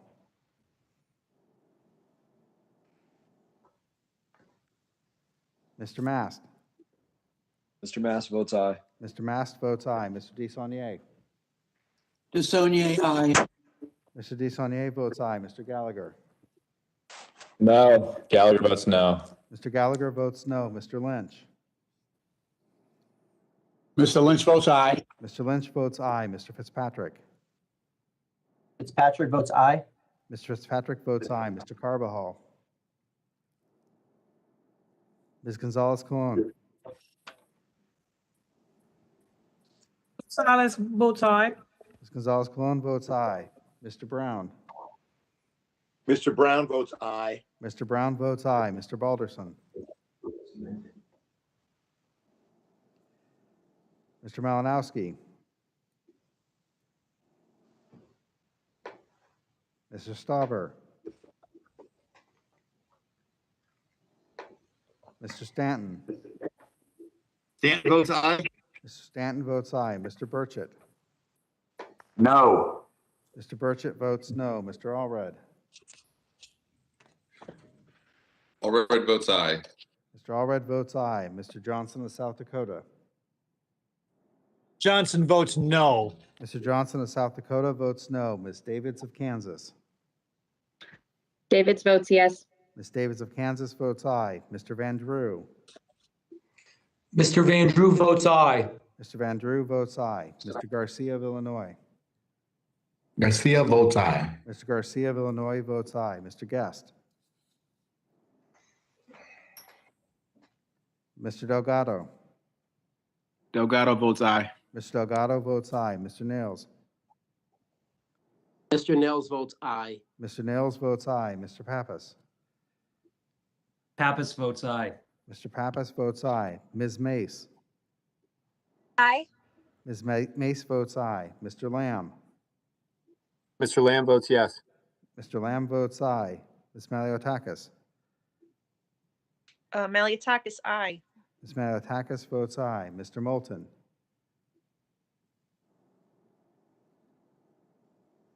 Ms. Van Dyne.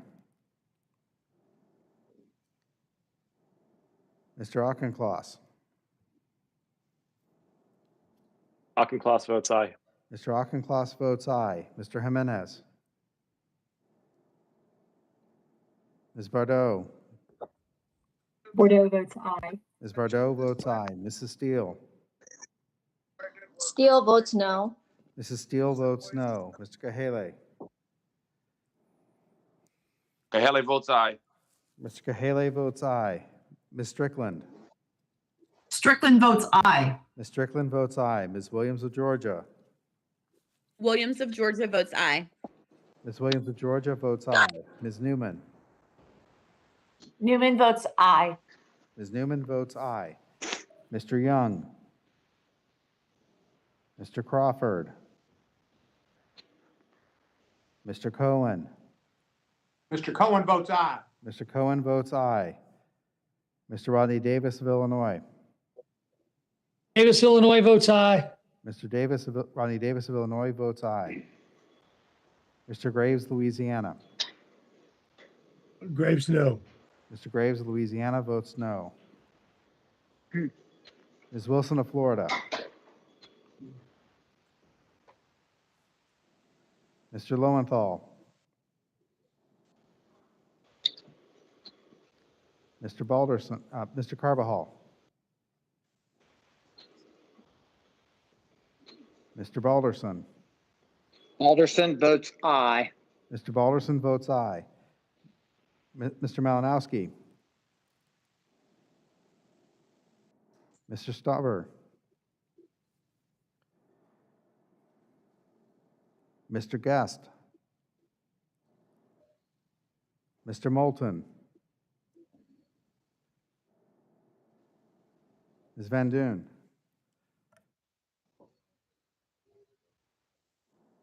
Are there members who are not recorded who wish to be recorded? Mr. Chairman, this is Representative Strickland. I would like it on the record that my vote would have been recorded as aye on HR 1144, please.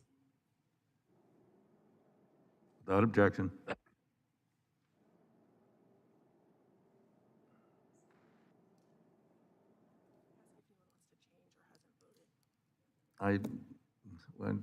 Anyone want to change your vote?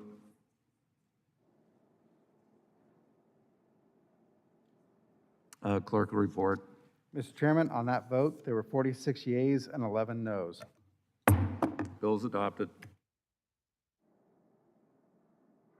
Yes, I ask unanimous consent. Each bill ordered reported today will be reported as single amendment, nature of substitute incorporating any amendments adopted. Without objection, so ordered. I ask unanimous consent that staff be authorized to make all necessary technical, clarifying, conforming changes to each of the bills ordered reported today reflect the action of the committees. Without objection, so ordered. Pursuant to House Rule 22, Clause 1, I ask unanimous consent that the chair and or his or her designee be authorized to offer such motions as be necessary to go in the House to go to conference with the Senate on the legislation adopted today or similar measures. Without objection, so ordered. I ask unanimous consent that pursuant to House Rule 11, Clause 2L, members have at least 2 calendar days in which to file a supplemental, minority, additional, dissenting views on legislation adopted today Without objection, so ordered.